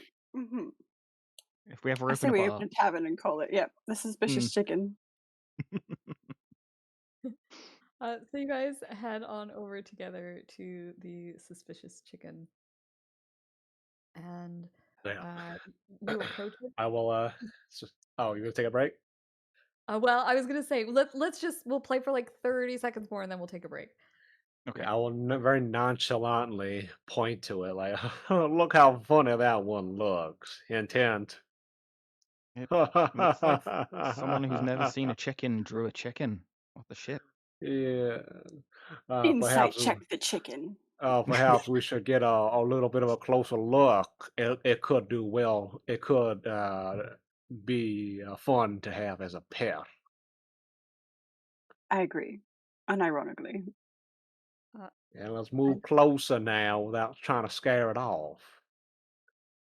As you guys get closer, the chicken sort of like it turns and it looks directly at you, and then before you know it, the angry chicken comes flying, flying towards you. Oh God. It yells, "Bark!" And we're gonna roll initiative, but we will do that after the break. Sure. Okay. Then.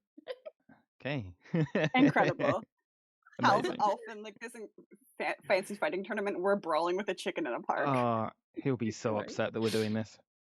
I wish to God that we had Hal's shoe to throw at a chicken. Like, imagine you're a child in a park and you're petting these animals, you're having ice cream, you're having a great day. You look over and there's this almost 8-foot tall man that throws a fucking shoe at a chicken. Incredible. That would be glorious. That's amazing. On that note, I'm sending us to break. So back in 10ish. Let's take 10, guys, and we'll meet back at, I guess, 5 after the hour. Okay. Sounds See you good. soon.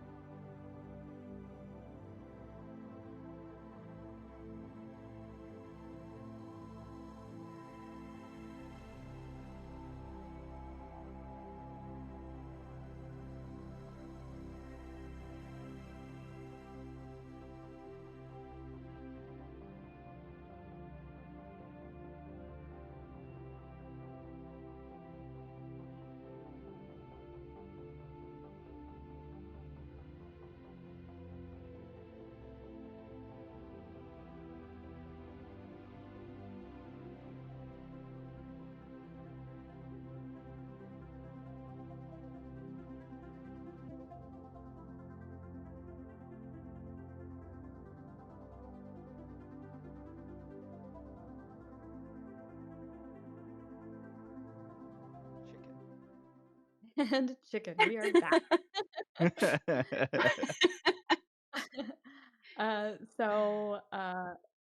BG, hey, thanks for joining us again. We were just talking on break and saying that we need to have a BG NPC in the campaign because you're like our person who's always here with us. So if you have an NPC idea that you would like to see, if you want to name it or give it your name, shoot a message here in the chat, and for next session we'll have a BG NPC. Yeah. Oh. Or have it like come up at some point. Yeah. Yeah. I'll do. That'd be nice. I always need NPCs.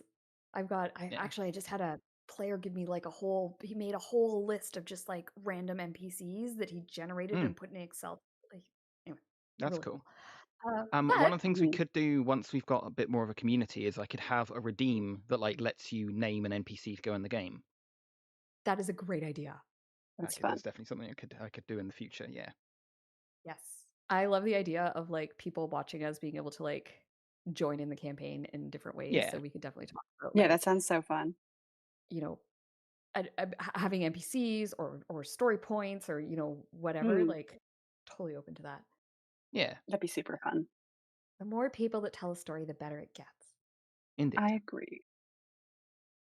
So we are at a petting zoo. BG, because you just joined us, our characters, so we don't have Hal with us today. He is off at a tournament trying to get a bit of a name for himself and work his way up in the tournament sphere here in Baldur's Gate. And while he is off doing that, Turnip, Cora, and Eva have been doing a little bit of shopping. They've been doing some exploring of Baldur's Gate. And they found a little girl who didn't have she lost her plushie, Grunk. And plushie is like an owlbear plushie, and she wants it back, and the players have agreed to help her. And they have come to the beautiful what is it called? Bloomridge Gardens, where there's like a little petting zoo set up where the girl was yesterday when she lost her bear. And Turnip talked to some chickens and found out that there was a strange one, and as the group has approached, the chicken has attacked. So if you guys want to go ahead and put your tokens on the board here, and you've got an angry chicken coming at you, and I'm just going to remind you this is what he looks like because hilarious. Death by chicken. Death by What is chicken, the indeed. blue? Why do I have a Got blue? Oh, right, okay. Sorry, there's a like a little blue marker on my token that appears when I select it, and it's like a rotation handle. Oh, fun. yes. This is because we switched to Jumpgate. Right. And that's one of the changes that Jumpgate allows you to do on your token. Right. Copy. I would suggest that Turnip was closer to said chicken than any of the rest of us. I'd suggest that just for personal reasons too. I don't want to be there. Oh my god, why does it have 9,000? I don't know. I don't like it.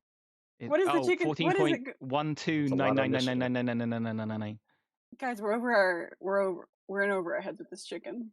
There we go. That's what he actually where's the rolled. pet? I mean, where's the pens? Because we would be right at the outskirts, pens are like, right here where like the pen fence. We'd be like at the fence area then.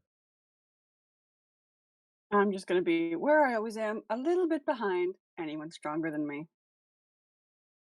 Oh, Cora has also done this. Oh, no, Turnip has. What is going on Yeah, here? 17.1. That's interesting. Like rounding I'll off. fix it. Yeah. Does anyone want to swap initiative with me?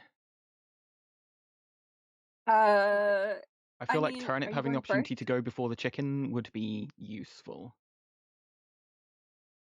I'm not gonna Maybe be fighting. Maybe he can calm it down. Oh yeah, you guys are supposed to be nobles. If it's just me fighting, we're fucked. I don't do anything. I'm not. I'm going to fight this thing. I'm not fighting it. I'm not going to have TPK by chicken. That's not happening. Oh my god. Oh my god. I hope we have a TPK by chicken. If we do, I'm never gaming with you guys again. If you let a chicken take you out, that's it. I'm done. Well, I mean, I'm hoping this isn't just a normal chicken. We'll see. So this chicken is angry. In fact, it is called Angry Chicken, and it has come screaming towards you. TVKOC. Oh no!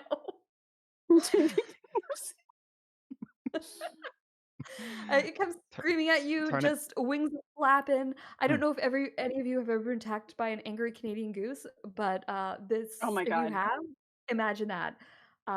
Horrifying. They are, Yeah. yes, right? Especially as a Yeah. child holding like a bag of bread. Ugh. Yeah, when Yeah. they just like hiss at you and run with their wings out. Yeah. Yeah. Yes, Turnip, do you that's want to what the swap with chicken's me? doing. I think you can Turnip, hit are it you if you swapping want. with that? There's no need to. I can take a Okay. hit, but I'm not gonna Okay. actually cast spells and stuff. I can't. I'll blow my cover Okay. immediately. Fair enough. Okay. So Cora, Just you are the punch it. first to react to this chicken coming at you, balking Uh-huh. mockingly. It's I will not be balking. mocked by Barking? a chicken. Mock. I feel like, yeah, I'm just playing myself, but in this job, so it's not a secret that I can cast some shit. So I'm just gonna, I don't know.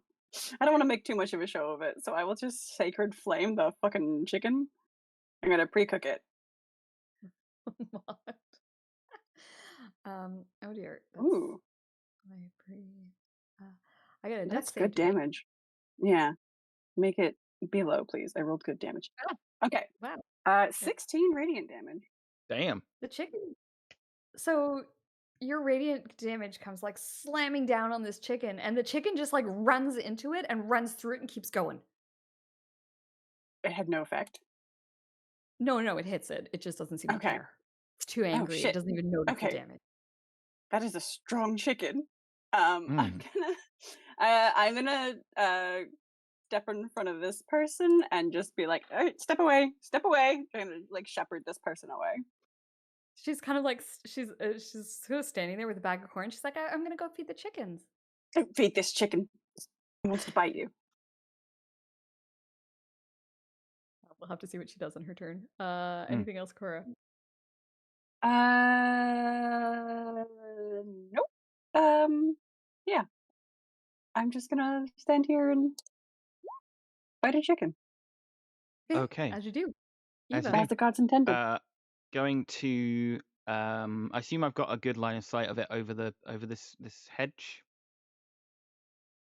It's a smallish hedge, but a chicken is pretty small, so you might have to move to get like a full line of sight on it.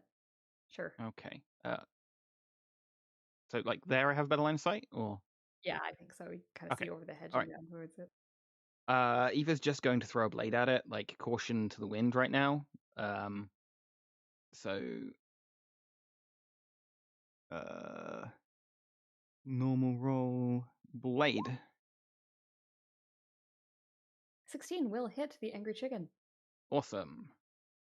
So we're going to deal regular damage, not with the sneak. Oof. Please ignore that. Ignore the sneak. I'm afraid I don't get that because I did not have advantage on the attack. Just 11. 11, okay. The chicken takes it. It takes the dagger. Cool. Keeps And running. then wheel round, throw the second one. 18 will also hit. Should have made this guy's And AC we're higher. going to try and we're going to deal regular damage to it. And then we're going to try and trip it. So it's going to be 6 points of extra radiant damage. So 11 points of radiant damage and then a 15 dex save, please. Okay, come on, dex save. Ah. Ooh, it is not tripped. Okay. Thank goodness. I'd be so embarrassed if my chicken died first round without getting to do anything. Yeah, that was the hope, but oh well. Okay, that is my turn. All right, the angry chicken comes flapping and flying at Turnip. And Turnip, first of all, the chicken is going to peck at you. Okay. 13 to hit, I think that misses. Miss. Then it's going to take one of its claws and swipe at you with its salmonella claw. Oh my god! Oh no. It crits! Bitch, you're gonna get salmonella. All right, so we're talking 32 piercing damage from the claw. Okay. And you need to make me a DC 14 Constitution saving throw, or you will become poisoned from the salmonella. Oh no. No. Dear. All right, you are poisoned and paralyzed. You can repeat that saving throw at the end of each of your turns. Okay. Oh my god. Mm. It's a tough little chicken. And it's gonna sort of fly around here and come next to Eva. Nope, that's Cora. And I don't want to be here. Don't stop it. Turnip, you can you are paralyzed, so there's not much you can do, but you can repeat your saving throw. There you go. 91. You find yourself, you break free of the poison. Oh my god, that chicken fucked you. How are you doing for hit? Oh, you have a lot of hit points, don't you? He's vascular. That was from He's minus fine. from 81. 81? Yeah. Mm. Oh my god. 66 plus 15. You're 45. Holy shit. Okay. Okay, Cora, you are back up. Cora looks panicked. Oh, did this bitch do anything? Oh yeah, sorry. It's top of the round. Yeah, she is gonna run away from the chicken. Unfortunately, that is going to provoke an opportunity attack from the chicken. Opportunity of peck. Saying right now. Yeah. It pecks at her. Oh, and hits her. Oh no. Oh, and she was down. She falls to the ground as this chicken catches her in the jugular, I guess, and she bleeds out because holy smokes. Fuck. Yeah, that's a lot of damage for just a. Oh For my an god. NPC. All right, Cora. I guess other people are running and screaming. There's a man who's like carrying this little boy over here. The horse is freaking out, and the little girl on top of the horse is the horse is gone. He's jumped the hedge. He's jumped both hedges. The mom is running afterwards. This little boy is left on his own now, and he's gonna hide over here. This little boy is gonna run. These had to just go over near their mom, who's trying to buy them an ice cream and doesn't know anything's happening. And Cora, you're up. Cora's still got her ice cream in her hand and she's just like staring at the dead woman and staring at the chicken. I want to go home. I don't want to be here. The problem when you have high level players and NPCs. Yeah. Uh-huh. Okay. Okay. This is fine. I'm going to bonus action. Holy shit, there's a dead woman. Okay, At least- pardon? I said at least you didn't kill this one. You know, because you killed Okay. someone. Yeah, I'm trying not to think about that. Thank you. I'm glad you brought that up. It's fine. I'm going to do what I always do in moments of panic and bring out a second me. So she is going to appear. Where's my dupe? Probably behind Eva. Sounds lovely. And then as part of that bonus action, I am going to switch places with her. Okay. And hope that the chicken does not notice. Hopefully he's too mad to notice. Which is, yeah, hopefully he doesn't know. I mean, it says indistinguishable. Anyway, and then I am going to. What the fuck am I going to do to a chicken? I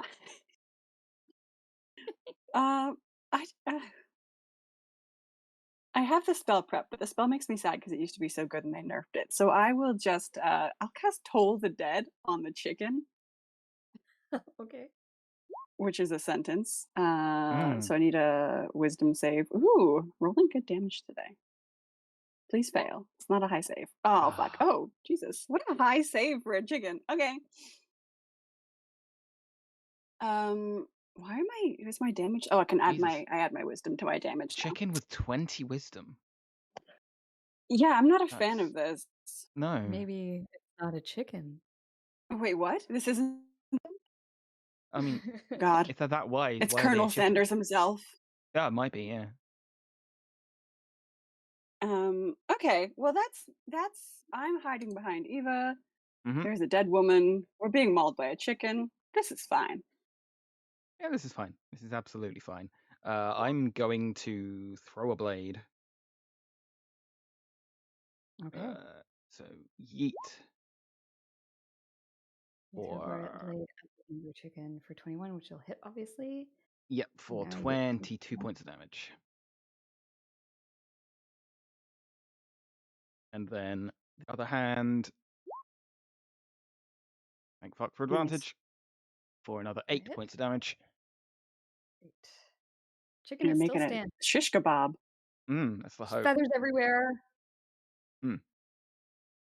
Okay, and yeah, she's kind of just like crouching defensively in front of Cora, ready to deal with the fucking chicken. Okay, the angry chicken. Oh, the angry chicken is not paralyzed. No, it is not. was trying to off of Turnip, and I think I accidentally put it on the chicken. Here we go.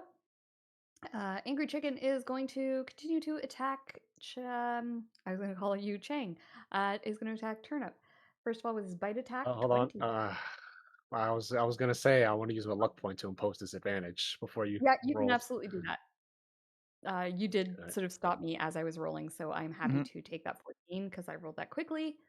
So go ahead, mark off your luck point, Yep, and I did. the chicken goes to hit you, but with a 14, it does not succeed. And out comes the salmonella claw. Yep. 16. I don't think I'll do it, eh? No, it hits. 15. Oh, it does. Oh, you're Yep. AC, right? You're a monk. Oh, we gotta get you some better armor. 8 piercing damage. Oh my god. Nuts. And I need another con save from you, please. Nope, Oh paralyzed. no. No, I'm so sorry. Oh my dude. I mean, feel at like least this way it makes sense that you're not fighting. Yeah, it goes with the character. I feel like you're taking over for Hal here. Oh. That's the angry chicken's turn. Turn up. All Would you like to right, Constitution save. That's a pass. Yeah. It's my turn. Sorry, I went the wrong way. There we go, Cora. That's okay. Holy shit. What the fuck is going on?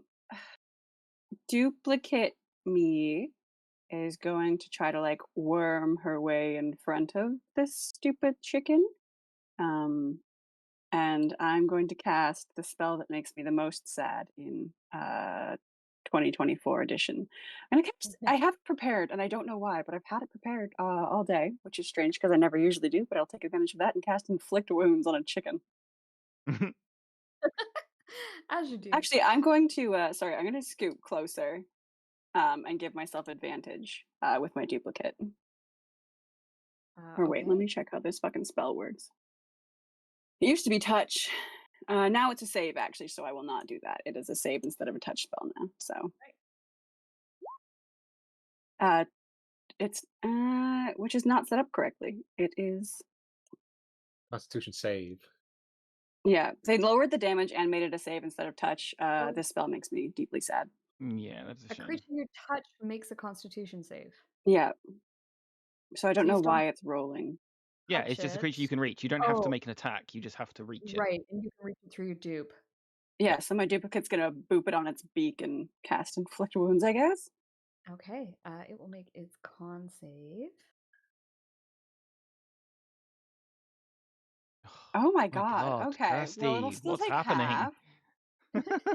Okay, so a quick question: did you balance this with Hal still being in the party, or? No, I didn't. I swear, I balanced this Are you for only sure? the 3 of you. It was meant to be a tough fight because I thought it was hilarious that a chicken would be a It tough is fight. extremely funny that we're all struggling with the chicken. Anyway, it takes 4 necrotic damage. And then I'm going to delete the spell and never use it again because this version sucks. Makes me so sad. It used to be my favorite spell. And I don't have healing word correct. I don't. So that's fine. Yeah, I'm just gonna cower behind Eva and really take a second to just think about my life and my choices. Okay. Eva's just still throwing blades. Yeah, 23 will hit the chicken. For 20 damage. Have you guys played Fable? You know when you kick the chicken? That's kind of what this feels like. Yeah. And then a 19 19 will hit. for an additional 10 points of damage. Chicken is still up, but is looking rough. Ah. Lots of birds on the ground. There's lots of bald patches on the chicken. Seeing Turnip, like you're looking hurt-ish, like you're kind of an orangey color. Am I seeing that right? Yeah. Okay. Eva is going to kind of dash forward and try and put herself in attention range for the chicken. God, phrase Okay. that I wish I'd never Let's roll said. this a performance check from you, please, just to try and gather its attention. Okay. Not good at those, but let's see. It's an 8. Probably not. It's pretty Yeah, I've done focused. the same This because I was chicken- trying to do that with my duplicate. I was trying to cast a touch spell so that I could draw some I'll attention. give you a performance check as well then. Okay. I am not very. 11. Let's do. I should have posed these with insight checks. Let me do that. No. It actually fails for Eva. So Eva, even with an 8, you have succeeded. Okay. Unfortunately, Cora, not so much for you. But Eva, this angry chicken is angry, and it's now angry with you. And I mean, in all fairness, you've been attacking it and doing. I have. I've done most of its health, so. Yeah. So it is going to come at you with its bite. Okay. I am Oh my going God. to uncanny dodge that. Good call. Okay, so you'll take half So that damage is there. 11. And then Salmonella Claw.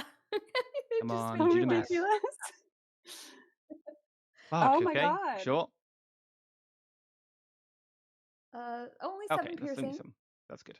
And But a con save. Okay, 14 con. Come on. Oh, sure. You roll roll a 7 I know. for Eva. I rolled a 1 Ignore the and plus 2. 3, but still. I did do 23 damage to her earlier, so. Yeah. Well, no, you did 11 all right. damage. This creature is looking wounded, and you have the power to finish it off.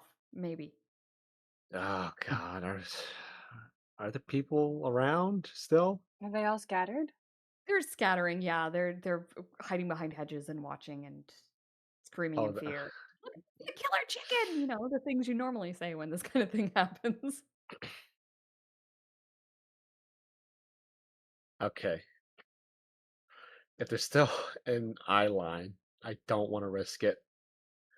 Because what I'm going to do is try to get its attention back on me, if I may. Yeah. Is that an action? No, I'm allowing people to do performance checks to get its attention. So you can just do a performance check. It's not an action. It's just we'll call it a free action. Sure. Ooh. Okay, yeah. You draw its ire. It turns at you. It's got these beady little eyes, and they're staring. Well, the one eye because the chickens can't see straight in front of them, so it's like looking at you sideways. Right. And its eye is like white all around with this little pinprick, and it's red in the center, and it's practically breathing fire. Okay, I will try my best to subtly spend 2 charges of my healing light to heal myself as a bonus action.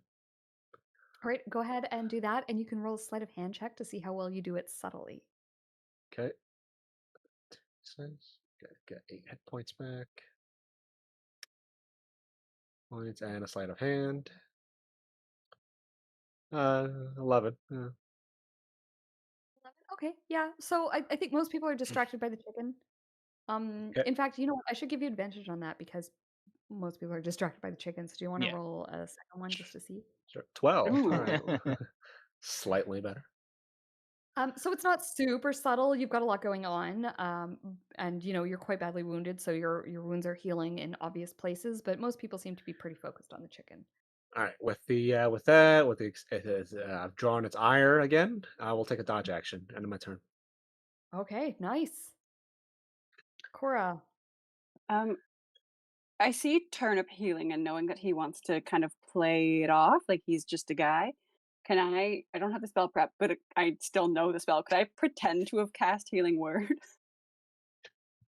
Yeah, you sure can. to like help his deception out? Yeah, let's go ahead and make me a performance check. Okay. Guys, we're all gonna have to go to acting school, or at least I will. I do a lot of performance checks for Maybe someone get who has Tucker to no help us. charisma. Get Tucker to Or help us. deception, actually. Sorry, I said that just Oh, as you roll. deception? I'll allow Okay. you deception instead if you like. It's the same. I like to lie. I'm not very good at it. It's the same plus. So you try, but you're just like slightly behind. He's already healing by the time you like wave your hands around. That's So fair. don't think you've done a lot of good there. Well, I tried my best. I will, I guess, just sacred flame the fucking chicken again, because that's how I'm spending my day. So DC 14. Ooh, and again, good damage. The ridiculousness of all the things that we were saying right now pleases me. Ooh, okay. So 15 fails. radiant damage. Cora, how do you kill the chicken? Oh my god, guys, this is my 3rd campaign kill.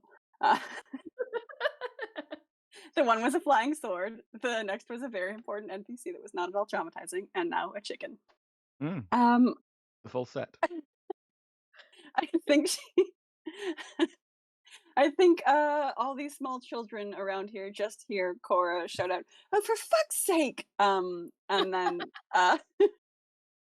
both her and her duplicate kind of in sync pull down the like burst of radiant fire and cook the chicken.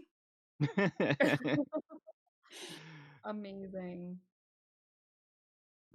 So the chicken gets cooked, and when it does, the chicken changes. It no longer appears to be a chicken. It kind of now appears to be a small winged creature. And I'm putting a picture in the chat that I've done badly, so I've got to do it again. So they've changed it now, so you don't need to use the image tags in Roll20. You can literally just post the link, and it will automatically do it. That might be why Roll20 keeps messing me up. I was doing all the tags and it wouldn't do it. Yeah, it doesn't need them anymore. An imp. It turns into an imp. Obviously, that was not the stat block that I used, but for no kidding. For fun purposes, you had to have a challenge of a fight. No, that was and so the funny. creature is sort of charred, but in a weird way because obviously imps are immune to fire, but your radiant damage burned it. And the creature says, "I was just trying to have some fun. Why would you do this to me? You attacked us. You attacked us, you little shit. Enjoy the afterlife. Because you were threatening my disguise." Don't care. Have fun. Oh God. Hal didn't tell us about. My last will and testament is that you shall never find that which you seek. And by that I mean the plushie that you came all the way here looking for, which is why I attacked you, by the way. That's really fucking rude to a child. I'm glad you're dying. It was funny. It's in the hen house. It's in the hen house, isn't it? It's in the hen house. We'll go and find it. It's not in the hen house. Inside check. I gave it to someone. Who? Someone who deserved it. Another plushie who wanted a plushie friend. Everyone here can make a history check. A history? History? Oh, Not good at those. Ooh. Cora, you have both. You instantly figure out what he's talking about. There is a tavern in Baldur's Gate called the Elfsong Tavern. Hell yeah. Inside the Elfsong Tavern, famously exists, I suppose, a baby stuffed beholder.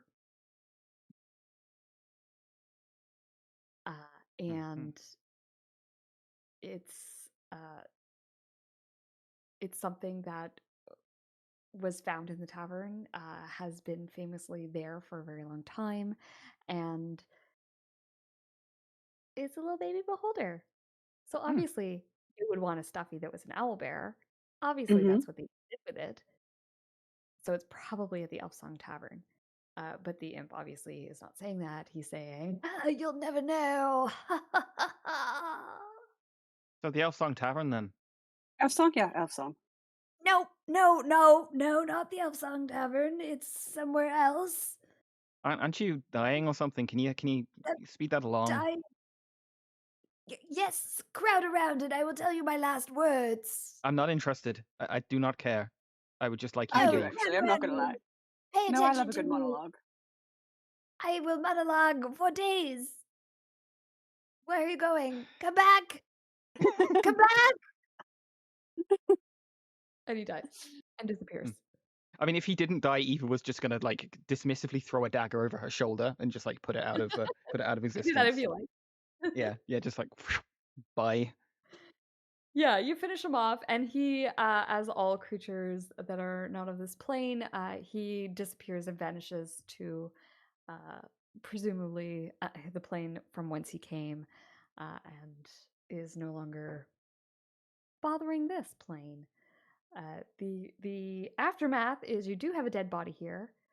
Yeah, That I'm gonna people go are. look at it. She's like proper dead, right? Not just Oh, she's kind of proper dead. sort of. Yeah, Okay. she took enough damage that she couldn't. Yeah. I will. I will close her eyes. Was she here with anyone? This guy comes over and he's like, "I know her family. I'll tell them she died by a chicken." No, It was.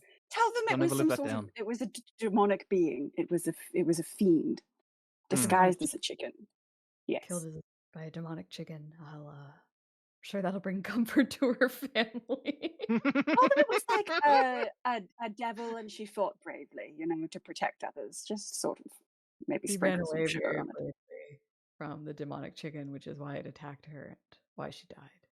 I'll tell her family that. Okay, I see we're getting nowhere with this. Do what you must. It's I all guess we're right. going.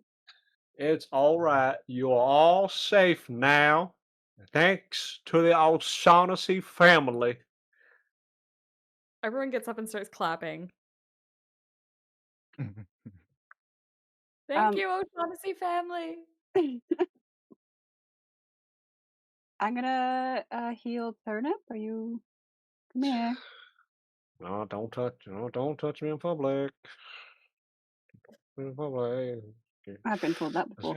Let's Get get the around hell the out corner of here. first. Get the hell no, get the hell out of here. Get back in our All wagon in our carriage. Well, we're going to the elf song now, right? Yep. Fantastic, great place. I need a new change of clothes. Oh shit! Right, yours are torn up. Yeah. Maybe also turn up. while we're I'll looking tap for a change my of clothes. Sorry, go on. I'll tap my chaperone, which I assume what the hat of disguise has morphed into, according to my preferences. Absolutely. I'll tap the big old donut hat on my head, and my clothes will be renewed. Awesome. Can I suggest maybe finding another stuffy of some description to take with us to see if we can trade it? If this if the thingy at the elf song still needs a stuffy, maybe it'll take a trade. I mean, it's not. I mean, I presume I've been to the elf song, right? It's like a public access place in the lower city, right? Yeah, it connects the lower city to Tumbletown. So the elf song is actually I was like, I did bring you over to this page. Good. The elf song is actually just on the other side of the gate in Brampton.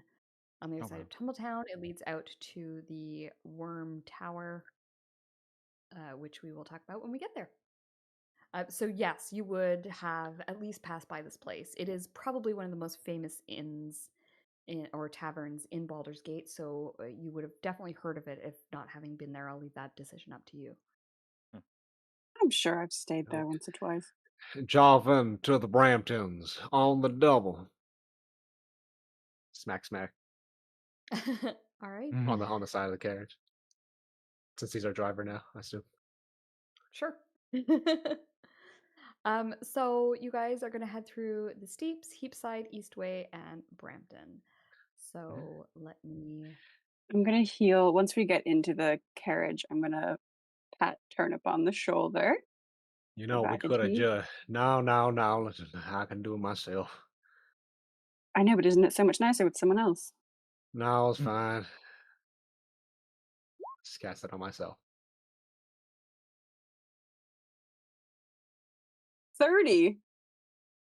9 plus 11. Wait, what's the 9 from? I don't know. Is it a double roll? I'll just take 11. Yeah, it looks like Uh, it's 2d8 plus charisma, 2d8, and then an additional 2 times 3d8. Yeah, what the Alright, fuck is the so 2 times 41. 38? So 41. Why is that rolling 6, 8? Rolling 10d8? Is that correct? Like, do you have anything?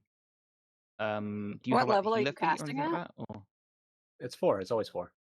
Yeah, so then that would be Yeah, that's right. 8d8. so So there's it's the 10d8 11, yeah, here. plus the 30. Yep. 11 plus So 30. yeah, so 41. Jesus! I'm back up to full. I love the new cure wounds. Mm. I Because hate no what they've done longer to inflict wounds, but cure wounds is so much better. Oh, no. I'm going to have to.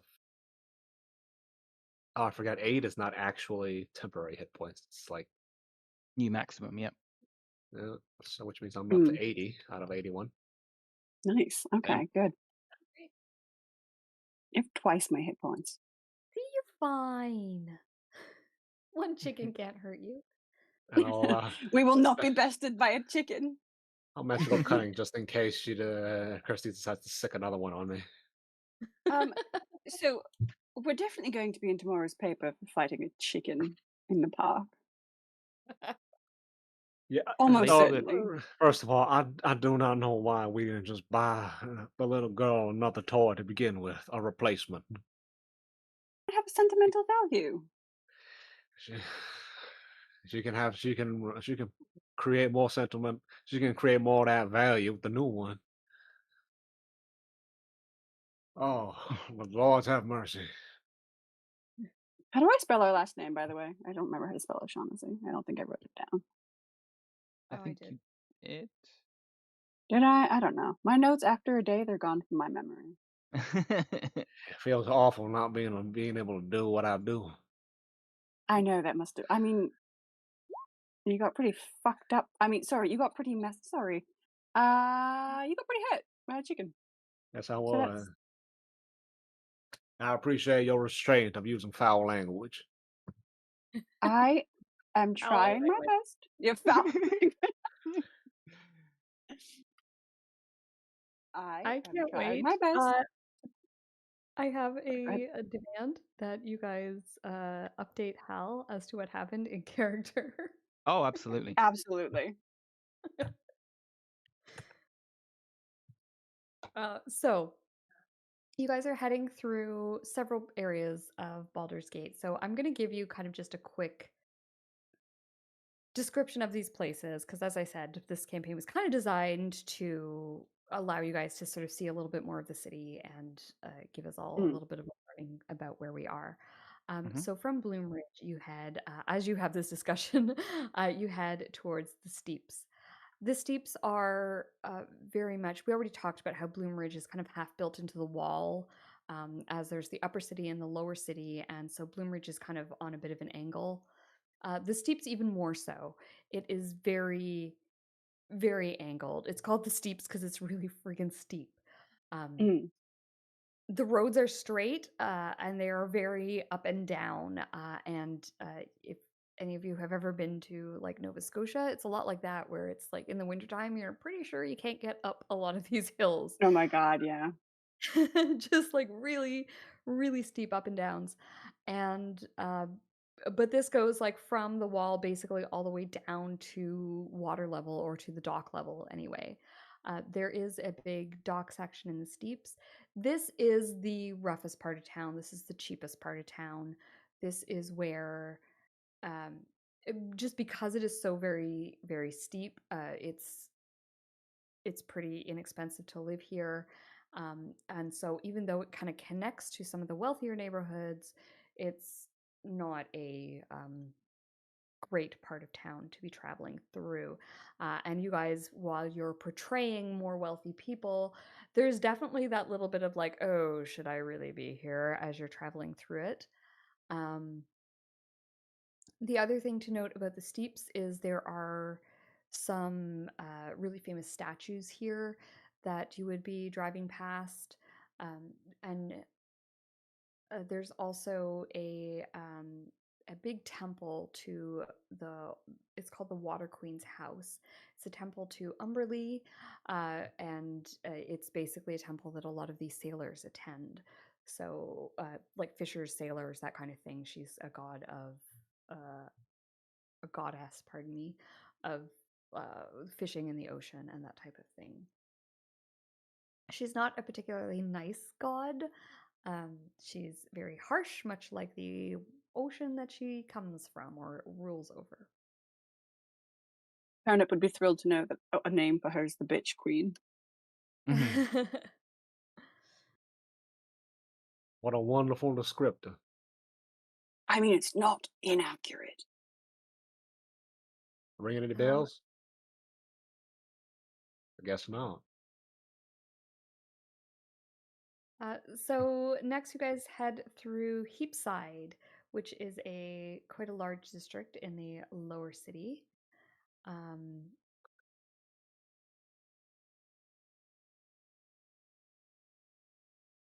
So at one point, Baldur's Gate was known as the Old Town and Heapside.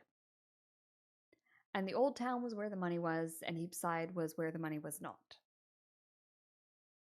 And if you thought that the Steeps were poor, Heapside is where things are Destitute. a lot more poor. Yeah. Mm. Yeah, exactly.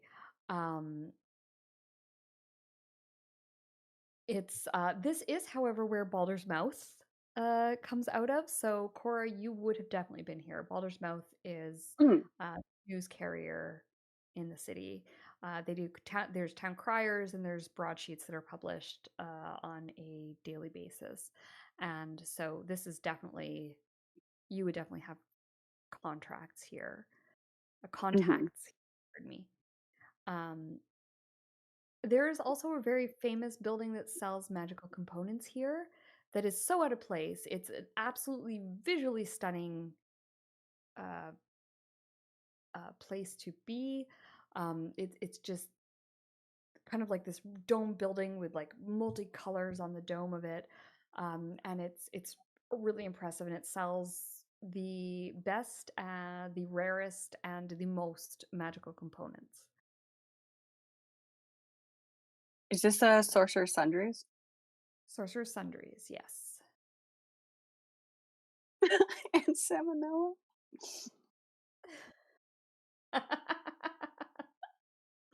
Oh my goodness, I want to get t-shirts printed for us that say that. I think it would be even funnier because the video game is well known, so they'd be like, "Oh, it's clearly a reference to that." Nope, it is not. Wait, what? You can get salmonella in Baldur's Gate? You can find a chicken in Baldur's Gate. What the hell? Next, you guys head through the Eastway.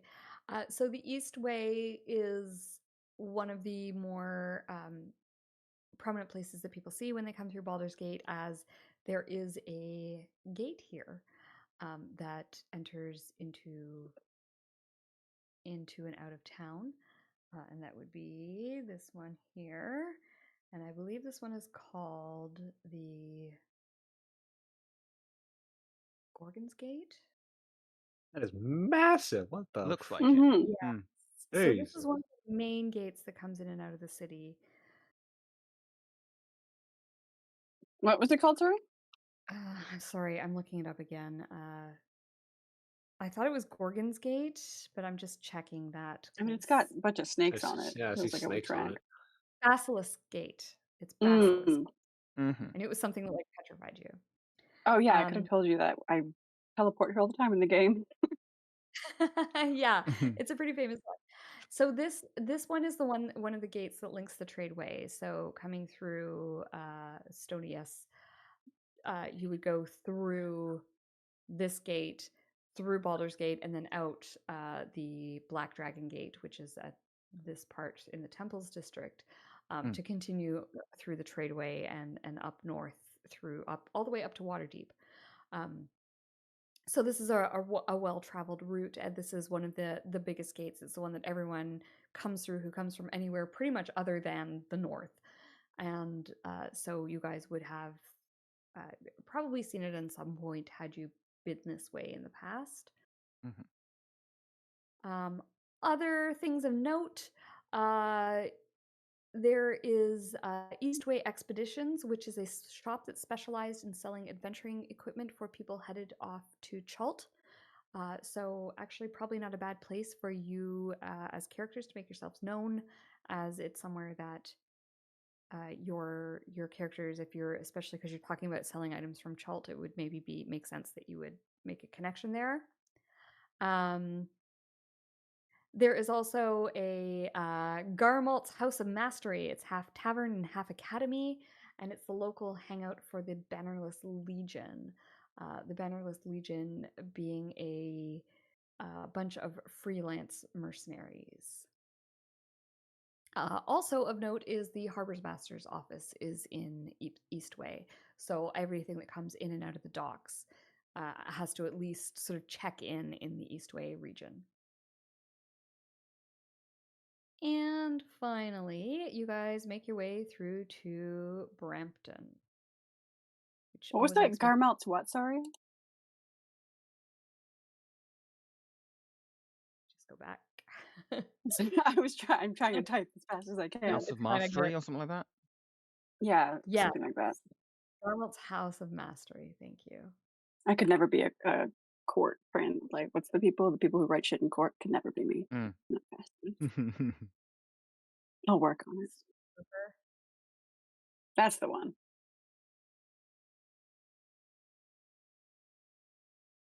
Okay, yeah, so Brampton, which is also a district in Toronto, so kind of weird. I was gonna say, I've been there. Right, me too. So Brampton in Baldur's Gate is quite noteworthy because this is where you come out to Tumbledown, and from Tumbledown you can actually cross the Cheyenne River, which is this river here, the big one where the harbor is. And in crossing the river, there is a bridge that crosses it, and there is a tower there known as Worm's Tower. And it is a stronghold for the Flaming Fist, the mercenary group that sort of owns, controls, helps rule Baldur's Gate. And so it's a really big deal. Anyone crossing the river would have to go across this bridge, would have to go through this thing, and then they would come through the gate here. Damn. And this gate is called.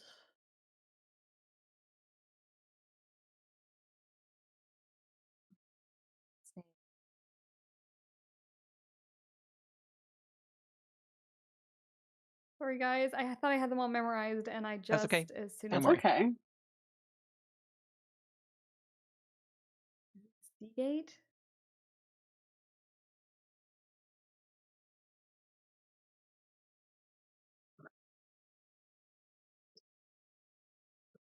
Is it just the city gate? Yeah, it's the gate. I'll find the name later and I'll let you know. But it's the gate that That's fine. comes into Brampton. It's just the big city gate. But again, Baldur's Gate. It's called Gate. The gates are a big deal, so that's kind of why I'm emphasizing. This one looks like this. And right next to this gate is the Elfsong Tavern. And then Worm's Crossing is the sort of bridge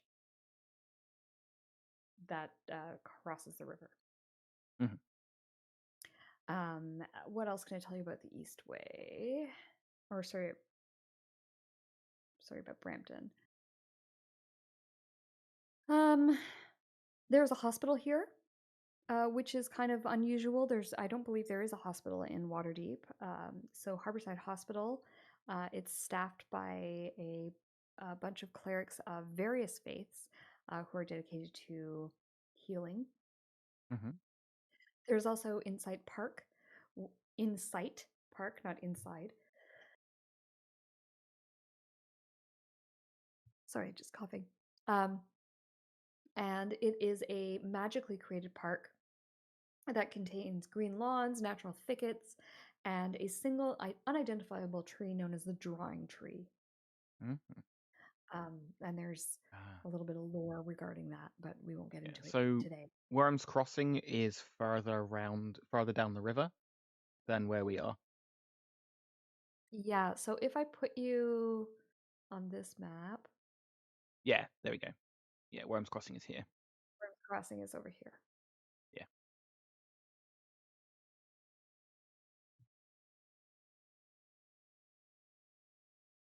Actually, I'm going to put you right at the Elf Song Tavern because that's where you're headed. And Sure. we were running out of time, but I would like to get us there. Yeah, sure, yeah. Time isn't real. No. So the tavern is located just inside the gate on the eastern side of the lower city. It's a 2-story building. The ground floor is a tap room, and one of the more notable decorations here, as you guys know, is a stuffed baby beholder. The only lighting in this place is provided by drift globes that are shine a blue color that float above, like near the ceiling. The furniture here, when you walk in, it's got that old English pub kind of feel to it. The furniture has been here forever. It's all big, thick, heavy wood. There's nicks and scars from 1,000 people that have sat here over the years, probably more. And everything is polished, but kind of more polished by touch than by any kind of actual polish at this point. There are hanging tapestries near some of the places on the walls that kind of provide a bit of a private area for people if they wish to have private conversations.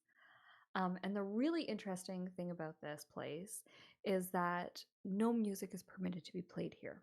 There are no bards. There's no musical entertainment. And the reason for that is the same reason that the inn has its name, the Elf Song Tavern.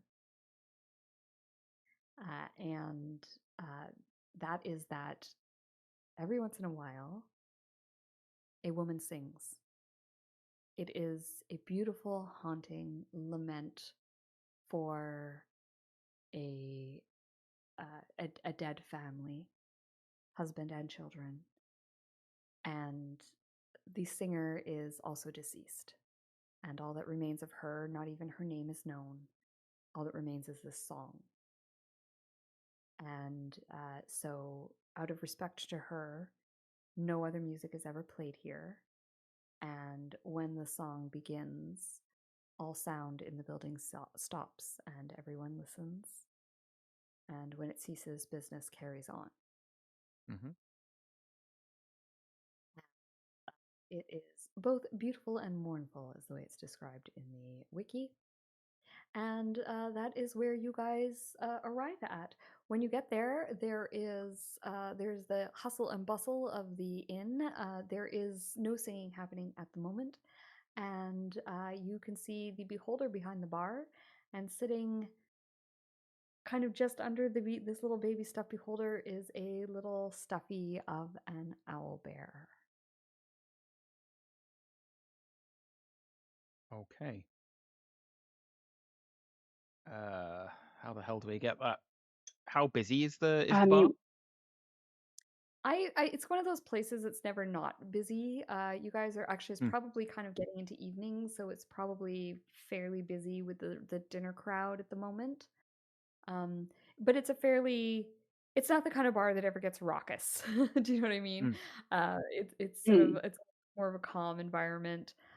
There's lots of sort of like calm conversations that are happening. I don't want to say quiet. People aren't whispering or anything like that, but no one's screaming, no one's yelling. There's not loud obnoxious laughter coming from anywhere. So while it's busy, it's not kind of a rolling place. Raucous. Yes. I feel like we could just ask, right? Hey, sorry, I we're guess looking so. for a little girl stuffy. It ended up here. Can we have it? We'll pay you if needed. Yeah. Yeah, I this guess place so. isn't like I look super at Cora. uppity. Go on. Yeah, I'll go with All Cora. right. I'll go up to the barkeep. Is it the same barkeep who's always here?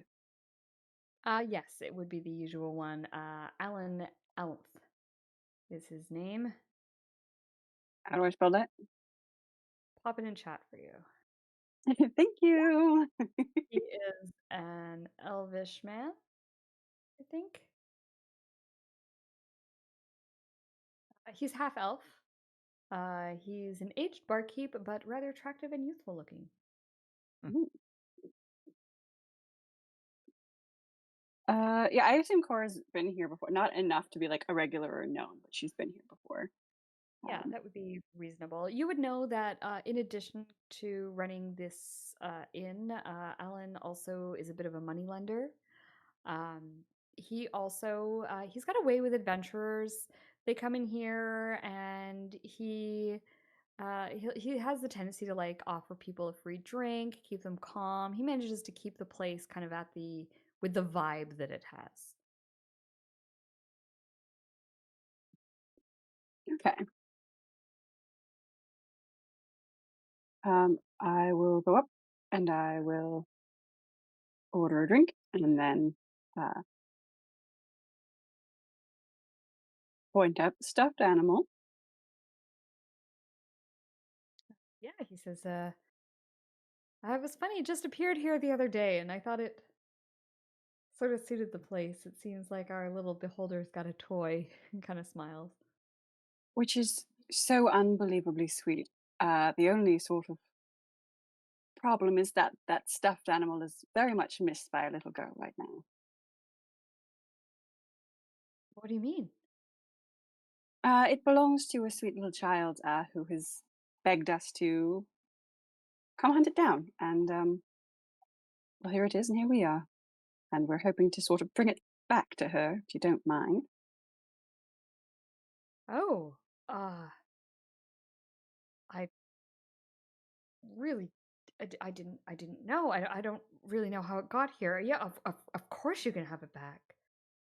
And no, sorry, we're not accusing anyone of anything. I think it just sort of happened to wander off, in a manner of speaking. Well, maybe I'll get my little beholder another toy. But yes, here, and he takes the owlbear and he gives it back to you without any issue. How much would a replacement stuffy be? Like if we were to buy one of those over the counter, how much would that have been roughly? Like maybe 2 copper pieces. Like, all right. Very inexpensive. I will kind of either like wordlessly in the conversation just kind of slides in 5 copper for like, get a replacement. Sorry for your trouble, sort of thing. He sort of like he sort of waves his hands and says, "No, not necessary. I didn't mean to take a little girl's toy. And I can certainly afford to get my little beholder one. Thank you, though." Okay. Please tell her Thank I'm you. very sorry, and tell her that he was keeping my little beholder here company. Oh, I'll be sure to let her know. Thank you. Yeah. Yeah, I'll get everyone a drink while we're here. It's a nice place. Yeah, it's one of those. It's one of those places that does sort of like pub food, and it's got some decent drinks. Nothing overly fancy. It's pretty like plain fare, but good. And yeah, you have a drink, and And I've never been kicked out of this place, so it gets bonus points for that. Woohoo! Have I come close? Probably. But should I send a message to the little child and just let her know that we found it and he's safe and we're on our way, so she stops pestering her mother? You could do that. I mean, she might panic at the suddenly hearing your voice in her head. I'm not going to lie, that is about 50% of my motivation. Let us just return to the stall, shall we? Yeah, let's do that. Oh, killed all my Okay. fun. So you guys arrive back at the Wide. just before things are about to close up for the night. And the little girl and her mom are just starting to kind of like getting ready to pack up their wares. She's got all her pots and are being put into boxes because if you recall, you're not allowed to stay in the wide overnight. Mm. And when the little girl sees you and she sees the stuffy in your hands, her eyes just absolutely light up. And Rose comes running over to you and she says, "You found him! You found Grunk! Thank you so much! I can't believe you found him!" Was he just gone on a little adventure? He didn't mean the note that someone else put that there. That wasn't from him. He would never say that to you. I didn't think you would. No, that would be ridiculous. But he's made his way back, and he's happy to be back with you. And remember, little girl, the O'Shaughnessy family is the thing for such generosity. Thank you, O'Shaughnessy family. You're very welcome. Let's leave now. I should be waiting by the carriage. All right, and the mother comes over and she thanks you as well, and she tries to offer you some coin for your trouble. Oh, goodness, no. Well, I just thank you. You made Rose's day. She was quite desperate for that little bear, and I don't know when we would have been able to get to Bloomridge to pick it up. I'm so glad you found it. No, he wasn't. He made his way all the way to the elf song. What? Yes, he'd sort of been carried hand by hand to. I'm not going to tell him about a fucking imp. Right. Yeah, just sort of traveled his way to the elf song. He was keeping company with a stuffed beholder. I imagine that would have been fun. Well, then I thank you even more. That's quite the journey you took. I really appreciate it. And Good, Rose thanks you too.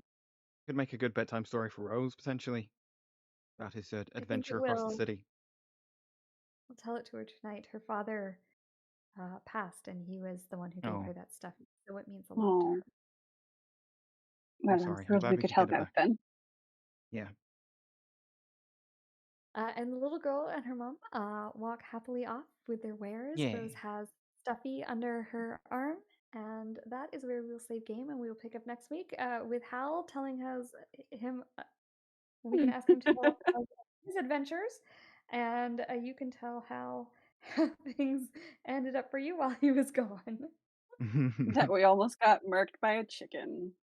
Almost got murdered by a chicken, as one is wont to do. And I think next session we will be doing the dinner party with to introduce you to the higher societies here. So be prepared for that. Yep. And good game, guys. Thanks. Yeah, thank you. Thank It was you fun. for mauling us with a chicken. What do you mean us, bro? It's me. Mainly yeah, thank you for yeah. mauling Yeah. Turnip with a I chicken. took like 60 something damage. I know, you took a lot. And I don't normally hit you. I guess I normally hit Hal. Well, he also normally has a bunch of spells that he casts, but right now we're sort of nerfing ourselves by trying to maintain trying to go undercover. I can't melee attack. I can't cast any real spells. Like, no, I gotta keep up appearances. I mean, there's nothing to say that your identity doesn't have some level of magic. Like, rich people in this world can afford to learn magic, my dude. Not the radiant type. So that's all I can cast. Definitely makes you seem like a gaudy. Okay. Okay, I gotta go. I gotta go to work. Blah. Okay. Ew. Thank you for the session. Yeah, disgusting. Why would anyone do that? Actually didn't have to, but here we are. Yeah. So I will see you guys next week. We're normal game next week. Yeah. Yep. So okay, sounds good. All right then. Take care, everyone. Talk to you later. Next week. Bye, everyone. Bye.